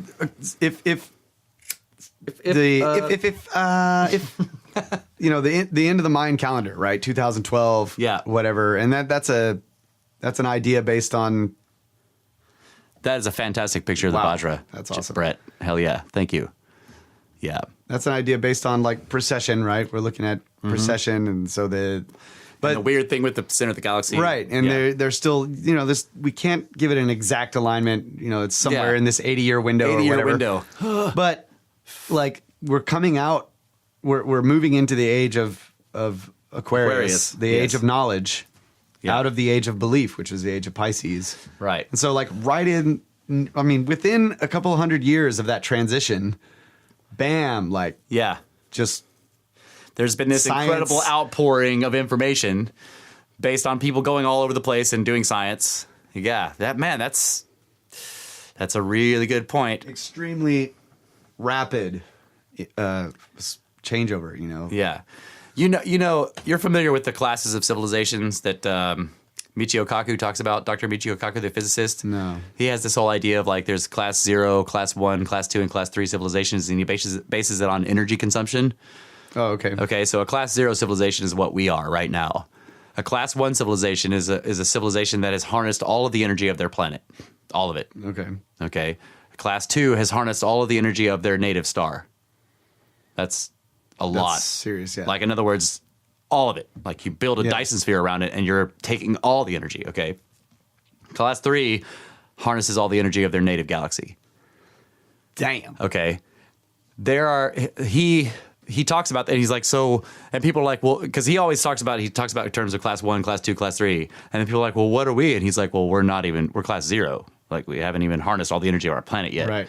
Right. But he likes to point out, almost immediately always says, but the internet is a class 1 communication system. Okay. Because it's global and it's instantaneous almost, right? And it has connected everything. So he calls it a class 1 telephone system is what he calls it, right? So when you think, that's really cool. So think of the internet of power. Yeah. Okay. And right now the internet is just Earth-based. But if we have an internet of power, we're going to leave Earth because we have so much power and we can. Right. Then we'll have a class 2 phone system because we'll have an internet of the solar system. Right? Yeah. And then eventually we'll probably build a Dyson sphere and have a class 2 power system. right? If we need to, I mean, like we may not need to. If we figure, if, he also like, says you could build a series of rings that are rotating at different.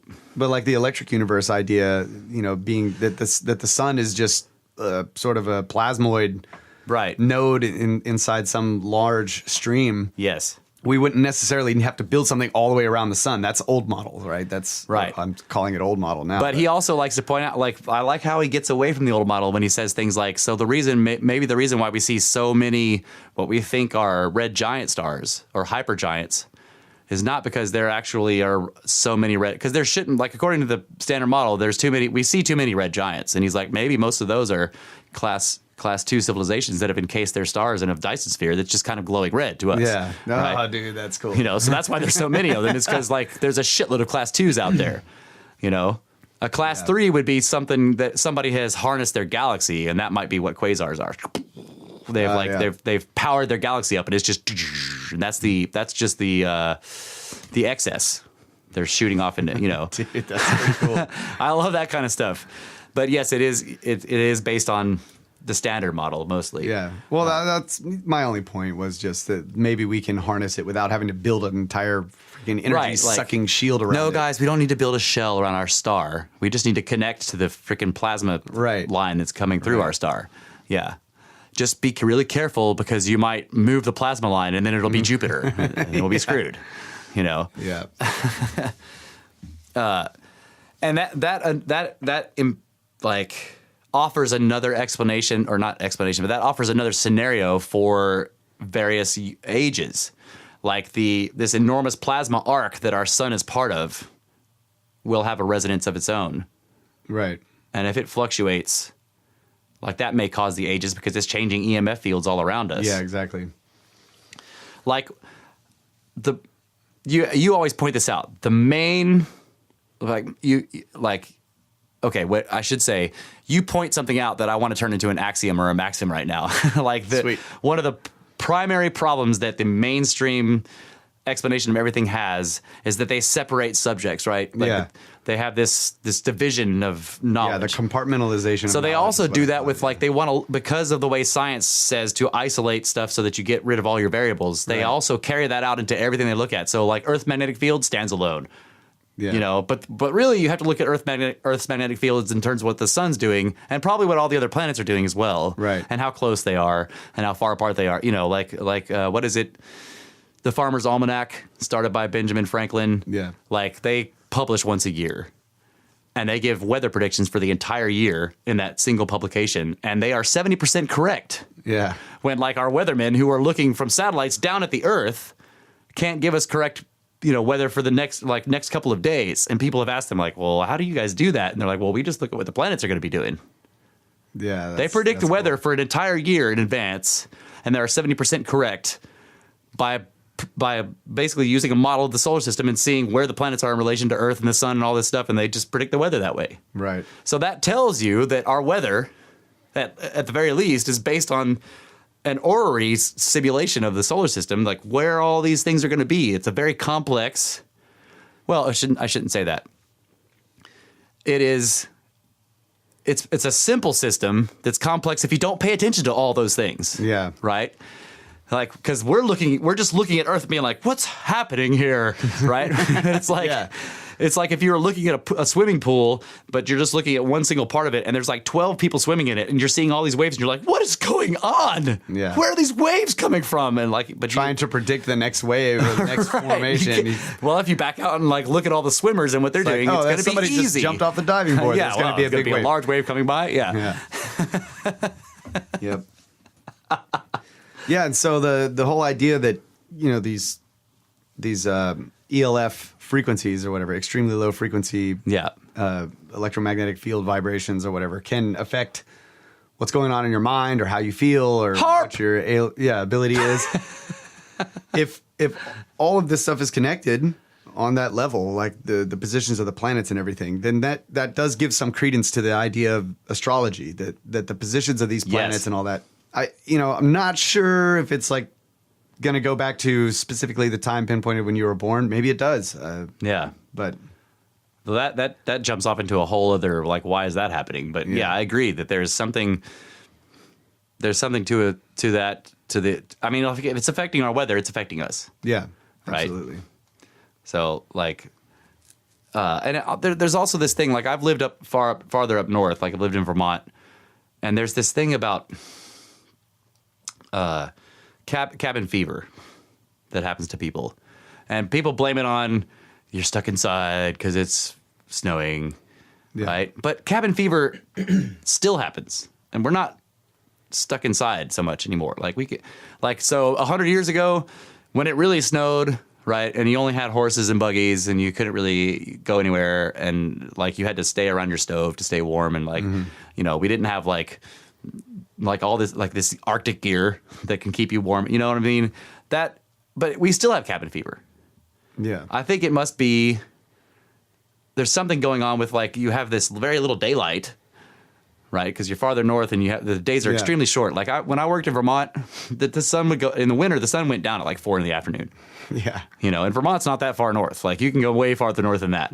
You can go, and people who stay like the stuff that happens to the scientists in the Arctic or the Antarctic stations is very strange too. They have to prepare for the quote unquote cabin fever that they're going to get if they stay over the winter. Yeah.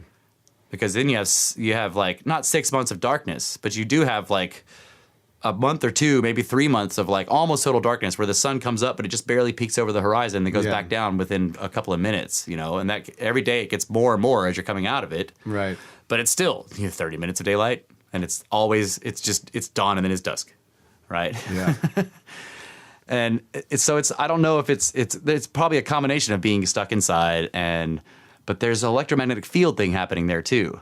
Yeah. You're on the pole of the Earth's magnetic field, or closer to it. Like when I was in Vermont, closer to it. But I loved it, But I knew all these people in Vermont, and when the winter started, I went there in the summer. And when winter started coming, everyone was like, "No, I'm not ready for it." I'm like, "What? This is gonna be great. It's fucking sparkling ice, and it's gonna be badass." They're like, "No, it's terrible. Oh God, it's dark all the time." I'm like, "That's badass. I love the nighttime. Fuck the sun." But I don't know. I wonder if that's this is going way afield. But I've been wanting to bring this up on the show anyway. The thing about dialects and magnetic fields. Now I've been skirp-derped everywhere I bring this up, but like, there's something about. Okay, so what you were reading and what we're talking about here, basically, we were working with the idea that magnetic fields can have massive effect on the human mind. Wait a second. What? We should take a break first. Oh, and then start that. All right, fine. Did I just ruin your old... No. I'm just like trying to figure out how can I say this in multiple dialects, and I can't do it. I just remembered, Yeah, you're right. We need to take a break. So we'll do that, and we'll come back and talk about how snakes talk.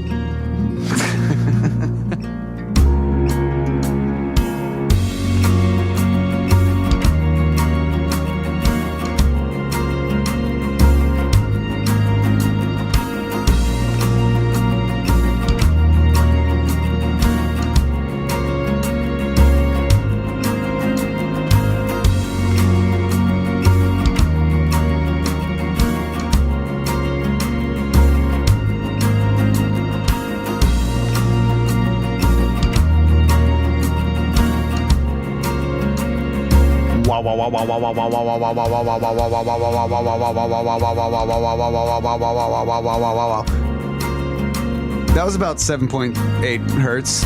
I can read your mind now. Did anybody experience any heightened mental awareness during that?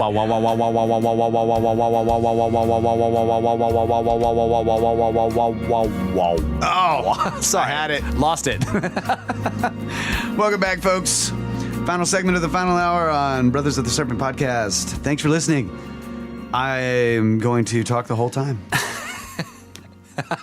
I'm just kidding. I'm done. Go ahead, Russ.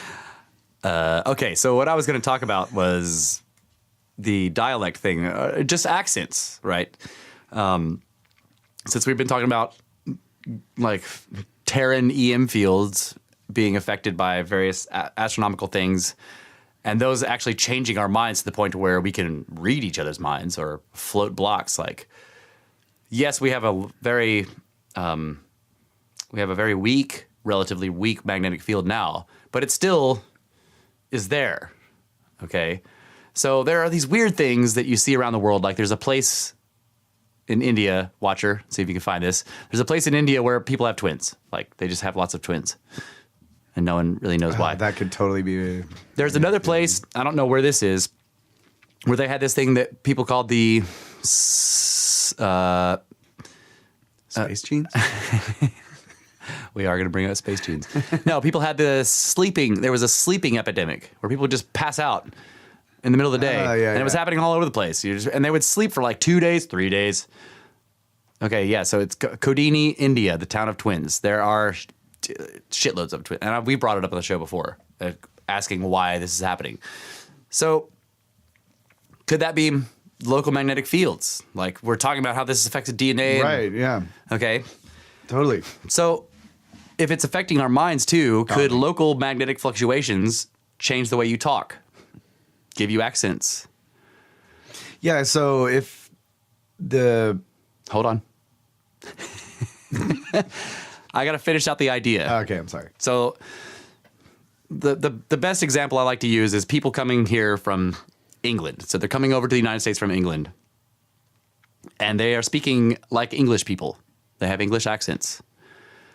Very soon after they get here, and I mean very soon, like within 50 years, there's a whole Yankee, quote unquote, Yankee way of talking that's not, it doesn't sound like English people, right? Yeah. And and then people here that have the Yankee, so they're in Connecticut, you know, they're in New York, right? They're populating the Northeast. They start moving south and suddenly they have the Southern way of speaking, a new Yankee way of talking, right? Or people going from, again, England to Australia. They go from England to Australia and suddenly they have a different accent and it's only there. Or they go to New, and this is weird, Australia and New Zealand. Like to somebody who isn't Australian or New Zealand, they sound a lot alike. But to an Australian, they listen to a New Zealand, they're like, oh my God, Kiwi, right? They hear a huge difference. And the same is reversed. Why is that happening? Like, how can you have within 50 years this, you know, and people are like, well, it's just, you know, there's local customs and blah, blah, blah. But it's weird to me that it happens very quickly and then stops happening. Right? People that move to the South, like you could get somebody from Boston and somebody from Texas and they can't understand each other barely, right? Yeah. They're speaking English, but they have a big problem understanding each other. But that happened very quickly and then stops. Like people in Texas aren't getting more Southern accents. Like it's not getting stronger and stronger and changing to a different, and people are like, well, I don't know about that. Yeah, I don't know what the hell you mean about that, boy. But still, like, why didn't it change more? So the explanation is, well, you know, we like soon after moving to the United States and people spreading out all over the place, we started to get a communication system that sort of kept it from changing too much. But I disagree with that. Like, what, telegraph wires? Faster horses, bro. Okay. Faster I was just horses. thinking like... Right. Man, that guy's got a Southern accent, right? On the telegraph wire. Yeah. You can tell that he's from Texas. But that's also true. There's a thing in Morse code called a fist, and it's your accent in Morse code. Like really, really good Morse code operators can recognize the fist of another Morse code operator by the way that they're just the way that they do it. They're like, yeah, that dude's blah, blah, blah. So during World War II, when a lot of communications between submarines and shit like that was done with Morse code, these like badass operators in the United States could listen to and understand and know the fist of the Morse code operator in the Russian sub or the, you know, like it's or the German sub. It's like very strange how we have accents everywhere, even in Morse code. Like, I mean, we were joking about that, but it's real. Like, it's not a Southern accent, but there's a fist, like a recognizable style of Morse code. So I just wonder if the reason we have accents or dialects isn't because language just changes because you're isolated, but because you move to an area where the magnetic field is different. Yeah, it would be an interesting experiment to remove like all these people from an area, just like completely get rid of all of them. Yeah, right? Just move them out, and then move in a whole brand new group of people to that area and see if they develop the same accent. Right. Impossible. Well, could you I wonder if we could do this with the poles, because I was thinking about the poles again. Like we have these stations at the North and South poles, and people go there and are isolated. Like, could we do some kind of study on the way they talk when they come back and see if there's something different? And then, of course, mainstreamers will be like, well, that's because they've developed their own culture there, and like, you know. Yeah, not people from Poland, but not those poles poles of the planet. Yeah, North and South, bro. So yeah, I wonder if there's an extremely southern accent from the Antarctic pole, right? Those guys have a really southern accent, or like you would call it that, but it wouldn't be the same as what we have in Texas or whatever. But still, like, I find that fascinating, like the idea, because I've been thinking about this for a long time. Like, why should there be? Why should it be like in less than 50 years after people colonizing over here, suddenly they're talking like Yankees? Yeah. You know, and the British people come over and they're like, oh my God, like, what happened to you guys? Well, these Yanks. Yeah. And of course, the Yanks are all like stuck up British snobs, right? Like, you guys were just them like 50 years ago. Like, what's going on here? Yeah. So I was just thinking of the way it would work with the idea that under certain types of electromagnetic look at fields, that. A dialect map of the U.S. Oh, that's cool. Magnetic fields found.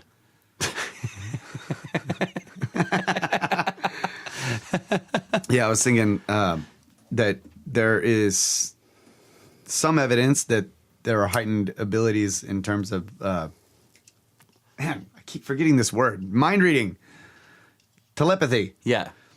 So maybe there's a little bit of that, which is why the whole like region of people sort of developed the accent together, because there is something going on more than just them talking to each other and talking like each other. Right. But when they moved to this area, something in the field kind of gives them all a general. It's even in our behavior. Yeah. It's not just the way we talk. Right. It's behavioral. Southern hospitality. Yeah. Yeah. It's definitely behavioral. Yeah. So there might be something going on there. It's like, you remember did you see the sign from like this past spring? We had lots of huge snowfalls that were sort of surprising everybody in the Northeast. yeah. Right? Like massive snowfalls or whatever. And there was this big highway sign in Boston or whatever. And it was like, wicked storm coming. Park your car. Like, did you say? And they spelled it out like that on the sign, dude. Storm was S-T-A-W-N. S-T-A-W-M. You know, wicked storm coming. Park your car. I didn't see that. It's badass.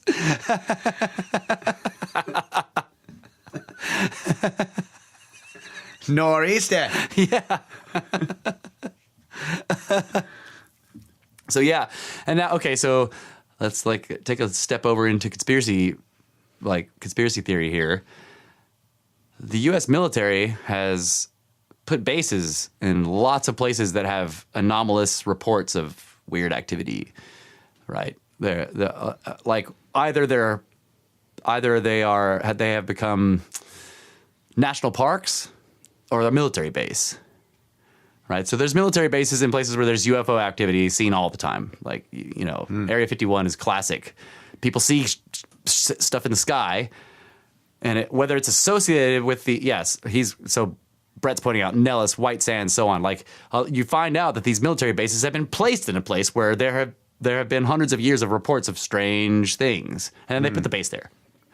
Heck yeah. So if those strange things are associated with anomalous or some weird curl of the magnetic field there, are they putting the military base there because they, on some level, know that you're going to have a higher probability of having people with strange abilities that, you know what I mean?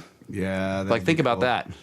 Conspiracy here. You know what I'm saying? Like, the military bases are in the right places to be badass military. Yeah. And then we put them all over the world. Like, but we'll take that. There's also like these ancient sites that are built on top of strange like electromagnetic anomalies. Exactly, and yes, and so like religious places are always built in these weird areas too. And then there's like the impacts that are associated with strange like impact sites. Yeah, that are associated with strange electromagnetic anomalies. What if it's not the impact that caused the anomaly, but the other way around? The anomaly causes the impact. the electromagnetic anomaly is why there's an impact there or whatever. So in Mexico, you just reminded me of this. In Mexico, there's a place called the Zone of Silence. When you drive into it, it's just a flat desert. Well, I don't know if it's flat, but it's desert, okay? There's nothing there. There's a single road, and it's enormous, okay? And they call it the Zone of Silence. Your radio stops working. You might have car trouble, right? It's difficult to hear things or whatever. There are meteorites all over the ground there. Like, anomalously, so many freaking meteoroids all over the ground. And, like, people have been walking around in the Zone of Silence and literally hear them just rocks falling out of the sky. They hear them? Yeah, you can hear it. Like, it hisses or whatever. It's not known if they're actual meteorites because this happens in poltergeist situations, too, where, like, rocks just appear and fly out of the sky. How do they hear them if it's the Zone of Silence? Yeah. You can only hear really loud things. Oh, so okay. they're really quiet. The silence is referring to radio waves mostly. Right. And people have encountered... There's an electromagnetic anomaly there? Or I don't know. Probably. It's something weird is happening there. Compasses don't work. Zone of Silence. This is great. Brad just posted a picture with this massive X on it. Right. Do not go here. Yeah, that's where the Zone of Silence is. Yeah, something silencio is what they call it. Yeah. Or silencio. A map with an X on it. Mexico, giant X, don't go there. Hey, that's pretty close to Texas. So, well, I mean, I don't know. It's near Big Bend. That's the Big Bend right there. Dang. I've never heard of that, man. How come you never brought that up before? I got to keep these snake facts to myself. Hiding the snake facts. No, it's just because like the association. Like I have all these snake facts that are sitting in my long-term storage. Yeah. And like I need an association to pull them out of long-term storage. Yeah.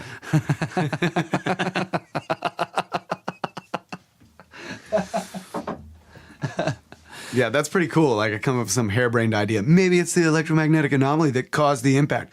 Oh, well, there just so happens to be. Yeah, this just so happens to be this place where all these meteors just seem to be sucked into it. So we were asking the same question about Russia. Why is it that, 1908, 2012, or what was it? Oh, Chile 2013. 2013, and then yesterday. Yeah. They've been getting nailed. Yeah. And then people are saying, oh, well, it's because they're big. So it's just more. Oh, yeah, that's probable. right. Russia is like. No, if that were the deal, then it would be. Russia's like 1/42nd of the size of the planet. So it's more likely that something will hit it. It's not actually 1/42nd. 1/8. Yeah, me and Vimana were talking about it. And I was like, it seems like it would be more probable that it would hit an ocean. Go over an ocean. And then he was just like, yeah, but there's no one in the ocean. No one out there to see that happening. So that's a good point. Yeah. I've thought.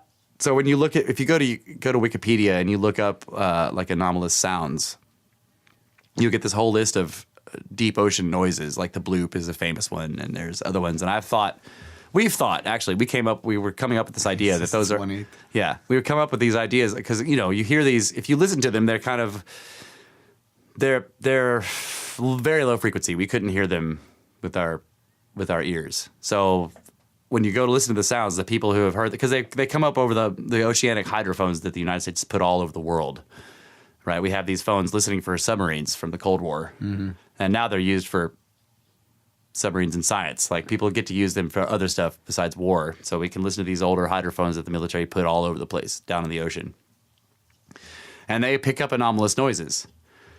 Right, and one of them is the bloop, and when you listen to, but they have to speed it way up. They shrink it way down to make it audible to us, right? But when you hear it, it goes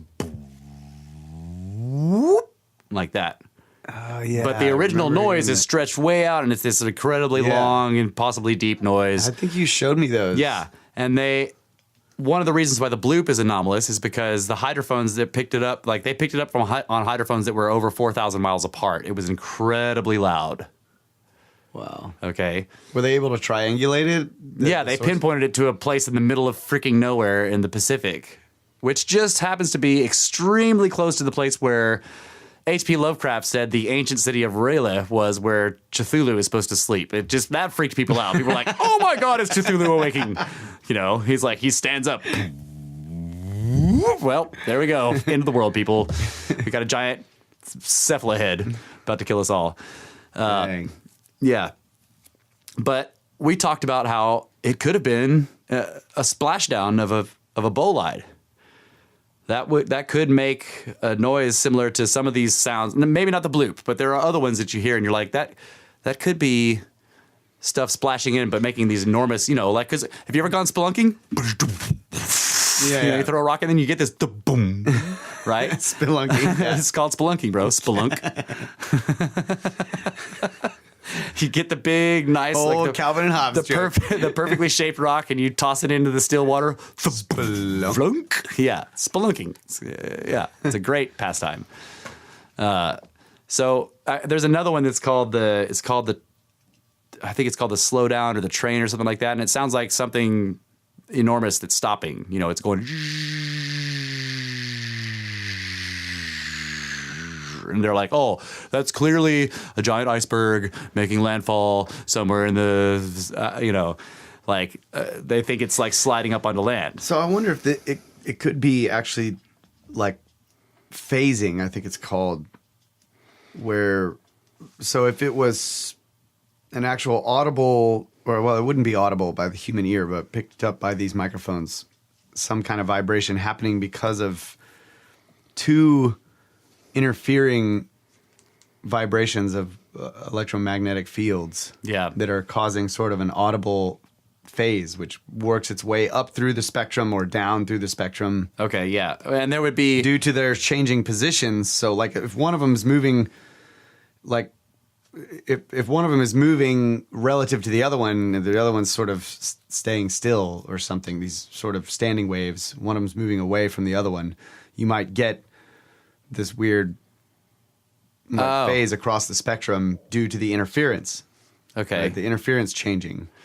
Okay. I don't know. I see what you're saying. I remember how I was telling you about there's the waterfall down at the river, like where we were. Oh, yeah. There's a little waterfall in the creek, and then we have this huge barn that has a big, long, wide, flat wall. And if you stand right up next to the wall, and you can hear the waterfall. And as you start to approach the waterfall, moving away from the wall of the building, you start hearing this wave. Like, it starts out really high pitch. It's like, oh yeah, it's phasing. Yeah, and then it starts going like it gets so slow that you can't hardly detect it anymore. Yeah. You turn around, you walk back towards the building, and you'll start hearing it speeding back up, and then it'll start to sound like a tone. So that's what I was saying. So we need to look at how because of the sound echoing goes to the waterfall, echoes off the building, comes back to you, and it's because you're hearing the waterfall at two different times. Yeah. So we need to look at how they record from the hydrophones. Are they combining the sounds, or because what I was assuming was that either hydrophone or the hydrophones are hearing the same noise from different areas and so they pick them up at different times, which allows them to triangulate it. Mm-hmm. But they're not trying to combine the waves so that you get this weird conglomerate of what they all heard. They're just showing you what one of them heard, but they're telling you that they could triangulate it because they all picked it up at different times. Yeah, I'm talking about just a single microphone picking up this phase, because if the electromagnetic field fluctuations are actually doing something to the water itself. Oh. And so that, let's say you have two different sort of frequencies going on simultaneously. Okay. One fluctuation starts to shift away from the other fluctuation. Yeah. You might have that, like one microphone's picking up the phasing of it as they separate or come back together. Okay, yeah. Yeah, there's always so if you have a tone generator and you generate two different tones, like a tone generator that will generate two tones simultaneously, as you increase the frequency of one compared to the other or decrease it, you get a whoa. You'll get these wobbles, what they call a beat. But as they approach each other in frequency, the wobble gets slower and slower and slower until it's undetectable, or they're the same. But as they go further away, it'll get faster and faster and start sounding like an actual tone rather than a beat. Yes. And it'll continue to get higher and higher, and then it'll reach some harmonic, and it'll approach again a slow point, and then level out and not be a beat. So you get both sides. You get the going from low to high, and then from the high to low. Yeah, you get both. There's one set of the sounds that goes whoop, whoop, whoop, whoop, It does that like over and over a bunch of times. Anyway, you should go listen to them again. Yeah. And then tell me what they are. But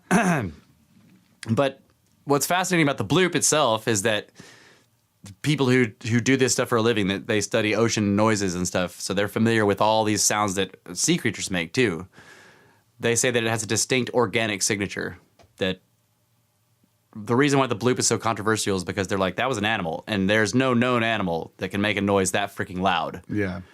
Right? Whales can talk to each other from a lot, but their noises are low. They can't go that far, Yeah. and like Low that far amplitude. apart, right? Yeah. So whatever made this noise.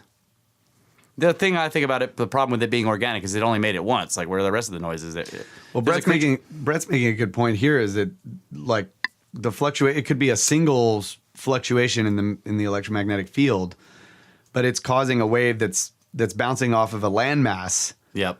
And if the part that's actually affecting the water that's causing the waves to come out, so wherever the node would be where the waves are coming from, if that's shifting, then you would get the same effect as like the microphone is stationary, but the waterfall's moving closer and further away from you compared to the wall behind you. Yeah, and there would be some Doppler and all kinds of stuff too, yeah, if it was moving quickly enough. Mm-hmm. Yeah, it's a mystery. I think it's... I agree with you. I wasn't even connecting it to the magnetic fields or whatever. I was just thinking that, like... Because you were saying, well, why don't these things land in water? But there's no one out there. Well, maybe we've been hearing them, and that's what these are. Oh, yeah. I see. How long are we talking about? When you said they speed it up so it's audible. Yeah, the bloop sound is maybe 5-10 seconds long. But how long is it in its low frequency form? I can't remember the exact.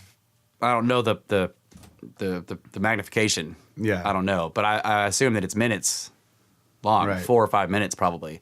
Which would be strange if it was an impact, because not really, because if it hit deep water, it's going to hit and make an initial noise, and then it's going to be falling through the water, and there's going to be boiling and all. Oh. So it might make a really strange. It's like whatever it would do. I see. I don't know. And then that would be echoing, and there would be thermal inversions, and like because the ocean has layers in it, and the sound will bounce really well between two of the layers, and then it'll escape that, and it'll sound just like a plane go through the sky. It makes these weird distortions, Yeah. Whatever. So you have to think about all that stuff too with the sound. Yeah. But I just imagine that it seemed like something like that would be a little more chaotic. Like I seem to remember the sound that you're talking about that's real clean. Yeah, it goes. It does. It's just almost just like that. Yeah. But there are other ones like I was talking about. They go whoop, whoop. Now that could be like a bunch of pieces impact. Like it explodes, and then Yeah. I have no idea. Yeah. It could have been an underwater detonation. Or a huge Gas bubble. bubble. Yeah. But again, like these people who are What are they called again? they're These sounds? just anomalous ocean sounds. You can look it up, anomalous ocean sounds on Wikipedia. They give you a whole list of links that you can click on and go listen to them. And then they give you all this, and then they give you all the skirp derping. Yeah. This one's been explained. It's just blah blah blah blah blah. And you're like, no, that's guessed at. It's like a glacier making landfall, and they tell you that's the explanation. I'm like, no, that's a guess. Yeah. You don't know what these sounds are. A lot like Hapgood's deal, right? He has letters from the United States Air Force, the people that are badass at cartography, who are like, yeah, that's Antarctica, and it doesn't have ice on it. That's weird. We have no way of explaining that, sir. But there are all these people that are just like, no, it's actually, South America bent over because he was running out of room. And they just like, it's the same deal. So ignore all the skirp derping when you go look at these sounds, people, because it's just skirp derping. I mean, that's a given. If you're listening to SnakeBros, you need to ignore all the skirp derping. Come on. Right. Anywhere you go look any of this stuff up, ignore the skirp derping because it will be there. There are people that are very, very angry that people are looking at these mysteries and they are skirp derping them all the time. So... I have one more thing I want to go backtrack a little bit. Okay. Let's go back to the soccer game. Okay. And the earthquake. All right. Real quick. So in the future, based on this situation with the earthquake and this, because we scored a goal, like if we ever become a galactic society and we have multiple planets. Oh my God. And we're playing sports with each other. We have to be real careful about every single person on the planet jumping up and down when we score a goal. Because like we could totally wipe ourselves out. I mean, if this could happen from one, you get a magnitude 2 from one single city. Yeah. That, if we won a war against some aliens, like we might just destroy ourselves by celebrating. So don't spike the football, folks. That explains why the moon is destroyed. It was probably they beat us. It was Luna versus Earth. They won, and then just we're like, destroyed. No, it's all gray and ugly now. It used to be so blue and beautiful. But you know what? They won, so fuck them. You guys deserved it. Shouldn't have spiked the football so hard. Yeah, excessive celebration, moon. And they were all on the front side. That's why the backside's all mountains. They were all jumping on the front side. It's all flat and plains, and the backside's all mountainous. Wow. So, what time we got? Intergalactic Spaceball. 4 planets got wiped out again today in cataclysms caused by spaceball scores. So we had this interesting thing that Brett found. Brett, you want to come on and lay this down on us? This stuff about the appendix. Yeah. So it's actually kind of a 2-part thing. All right. It ties into an article. Every so often, Kyle will send me just random biology articles, and he'd be like, "Hey, this is pretty cool. Read it. Tell me what you think." And he sent me one that talked about gut bacteria. So basically the bacteria that's in the large intestine, and how a group of scientists had done several studies that correlated, showing that having healthy gut bacteria is a huge effect on mental disorders. Like And by mood, modifying right? the Yeah. gut bacteria, they were able to show that you could increase periods of lucidity in patients with Alzheimer's. Whoa. It affected depression. It did all kinds of stuff. And actually, I was working a shift, and the paramedic I was working with was like, "Hey, have you heard about this? American scientists, they just did this study that shows that the appendix actually has a function. And that function is it stores the good bacteria in your gut." And so as soon as he said it, I was like, "Wait, say that again?" Oh my gosh. Hold up. Wait a minute. Yeah, exactly. Something ain't right. And so I started thinking about how it's been standard medical procedure since the appendix has no function, quote unquote, to like if somebody has surgery in their abdomen for something unrelated, just take their appendix out. That way they'll never get appendicitis. Yeah. So we've been disregarding the appendix. Thank you to both evolutionists and gradualism. Because Right. it's functionless, and so it's just been ripped out. Well, population has had increased incidence of depression. It's had, a lot of other mental disorders. Yeah, It's hard to autism, draw- like immuno diseases. right. It's hard to draw a direct line, but We totally can draw direct lines. there's something. I'm an there. artist. I'm profound, pretty dude. fucking good at drawing direct lines to things. Well, and here's the other thing. Like when you think about it, this is the part that really resonated with me. It's so ridiculously simple and makes so much sense Yeah. that it's there. Like dysentery. What happens when you have dysentery or anything else that causes explosive diarrhea? Well, you're losing all the good bacteria in your gut. Yes. So how do you replenish it? It's got to come from somewhere. Right. Holy shit. Let's have an appendix. It'll do that. Like it makes too much sense. Yeah. Yeah. And like people could get their appendix taken out and never have Alzheimer's or depression or whatever, as long as they stay relatively healthy and don't take tons of antibiotics and then ruin it. Right. Antibiotics can destroy your gut flora. Yeah. And if you don't then take probiotics or get it from somewhere, this may be why probiotics have been increasing in So, use. yeah, Because yeah. people have found that like taking probiotics not only makes your digestive system work better, but you kind of feel better in general. Your mood's Yeah. better. It elevates your mood. Yeah. So like imagine if, and you kind of went over it real quick, but like, why do we blame this on evolution? Oh, so in herbivores like cows, for example. So the appendix comes together at the cecum, which is where your small intestine becomes your large intestine. Yeah. And at that point, you absorb like salts, waters, fatty acids out through those tissues, and it starts to dry down, so you'll make poop. Well, in animals that break down cellulose, like that eat grass, they have this giant, by comparison, giant piece that comes off, like that's their appendix. Yeah. Right. And it's present in a lot of monkeys. And so you look at that and they're like, oh, well, they have this really big thing there. They only eat plants. Well, we're omnivores. We have this little tiny one that's just kind of shriveled there. It must be left over from when we evolved from monkeys. Oh, man. So Right. it has no purpose. Let's just get rid of it. The entire because we're- concept of vestigial comes Right. from evolution, that we have vestigial stuff that we no longer need. Yeah. And that's what the appendix was called, a vestigial organ, just like the pancreas and a bunch of other stuff that they didn't understand. But slowly they've been finding out that they have purposes. And now the appendix, I mean, like, yeah. So basically what you're saying is we can blame all of depression on evolutionists.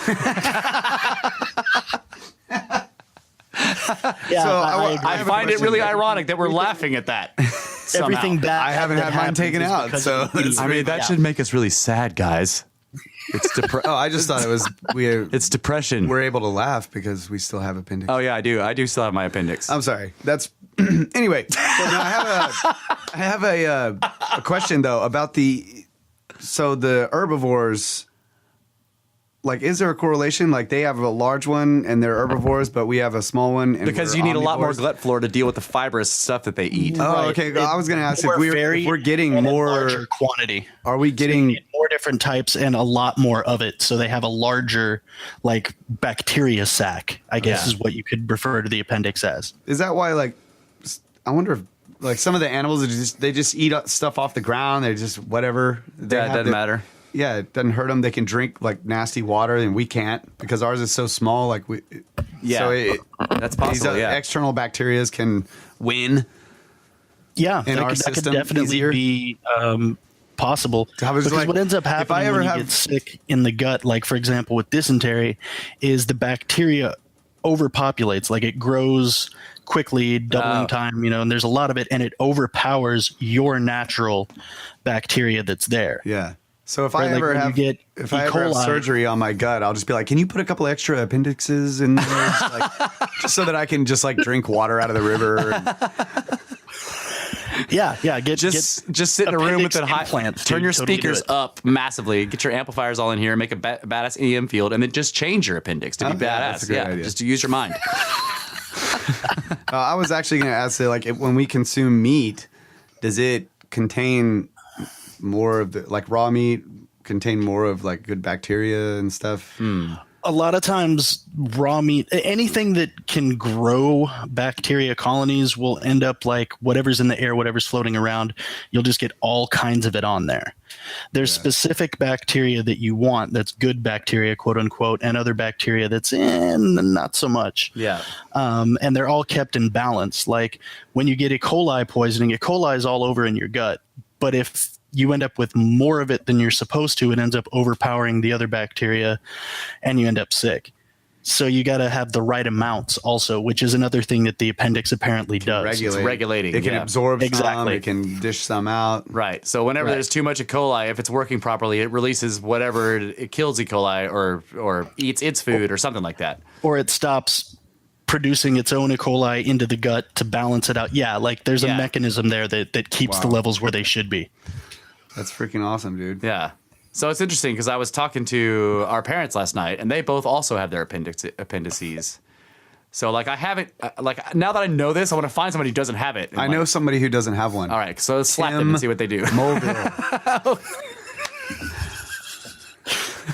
What did you say? Slap them and see what they do. Oh, okay. If they're like, man, why'd you do that? Or if No, they all get right. really pissed off and they try to break your neck. You We're know? gonna have to talk to Tim. see how it's been going. Because I remember when I was like 14, and I was working for him. Nope, I wasn't. Or you punch them in the gut. Not officially. I'm joking. It's terrible jokes. But yeah, his appendix burst, and he had to go get it removed. But so it's. Yeah, I've ask him al- if he became very sad after That's that. what I'm gonna do. I'm straight up gonna ask him. Our dad was so close. Like, he actually got sent to the hospital because they thought he had appendicitis, and he stayed in it overnight. He was like 5. He stayed overnight and he got better, and he just went home and they didn't remove it. Same thing happened to me when I was 16, actually. Like, they had me, they took an MRI, they took a scan, they were looking at it, and they're like, well, it's almost big enough that we think it's inflamed and we need to take it out. We're just going to wait for a day. So what do you think is happening when it gets inflamed? Well, so think of it if it's a bacteria sac, right? Right. So And it actually loses the war. It can get infected also. Like, if there's bad bacteria and it gets up into the appendix, you can get an infection in the appendix. And when that happens, it gets inflamed, it gets bigger. And since it's like this sac with like a duct, it can't really shoot anything out. So it basically just, it's like a balloon being overfilled, I guess, would be a good way to look at it. Right. And since its purpose is a subtle one, you can cut it out of somebody and they seem to have no negative effects. But that's because the negative effects are either long-term or very subtle. Right. Yeah. Like, just recovering from an operation could shield the effects of having your appendix out, because you're like slower and you're like, kind of like, it sucks, and you know, but you never ever actually come all the way back up to your pre-operation mood because your appendix is gone. And then after that, it's very like anything that happens, like, you get an infection in your foot because you stepped on a nail, you get a tetanus shot, you take some antibiotics, you ruin your gut flora, and then after that the problems just compound each other. And then you get autoimmune diseases and you get depression. I don't know. That's crazy. Right. And the other thing is that, I wonder if with an understanding and an acceptance of what the gut bacteria does, it could totally be treated, like with probiotics. Like, if somebody didn't have an appendix and they ate a bunch of probiotic food, they could totally see a change. Yes, exactly. But we've never treated it that way because nobody's ever made the connection. Right. And then there's, like, I wonder if there's a way to sort of try to correlate, like, people who are able to do psychic stuff and having an appendix that moderates because it moderates mood and, like, you know what I mean? Like, very subtle what things. were you saying about the lucidity of people with Alzheimer's? Like, yeah, that was an article that you had sent that was speaking specifically of gut flora.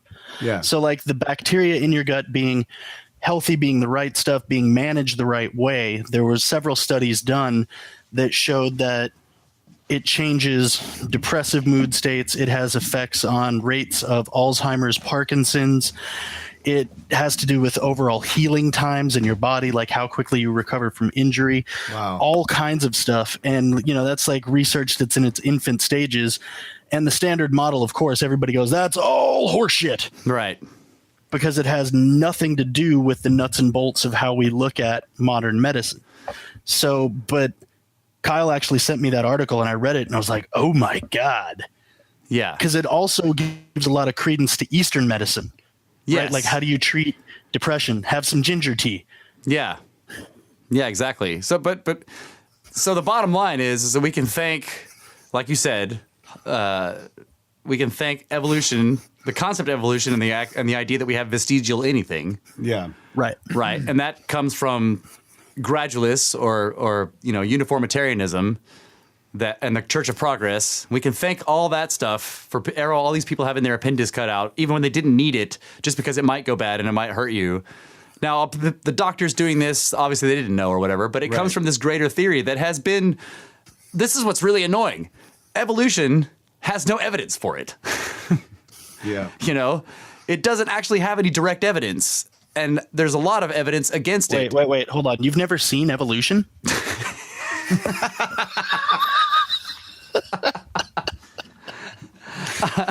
I'm just saying that story. Sorry, go ahead. Yeah. No, that was great. I'm just saying that story is like, you just like, thank you, standard model. Yeah. Yeah. Done with that story. Dang it. What time we got here? We're done. Yeah. All right. So you guys can get a hold of us at brothersoftheserpent@gmail.com. Send us emails. We will read them on the show if they're good. And we proved that last week. Hi, Dad. You can also get to the blog at brothersoftheserpent.com. You can donate to our pyramid scheme there. There's lots of other cool stuff there. I promise. And I want to thank Kyle and Ty for all the music. I want to thank Kyle for all the production. Again, it's badass. We wouldn't have the show at all without him, or it'd be me like recording all shitty in a single microphone up in my tower. I want to thank the Watcher, Mr. Brett England, for keeping us on the straight and narrow and showing it and finding the truth whenever we don't know it. And thanks to Laura for all of the fantastic intros, the lovely Laura. They are awesome intros, and the show wouldn't be the same without them either. And thanks to all of you listeners. We fucking love you guys. Thank you. Thank you very much. Now, good night, Adamu. Change your dialect. Make sure you keep your appendix. Get some magnets. Pyramids. Snakes.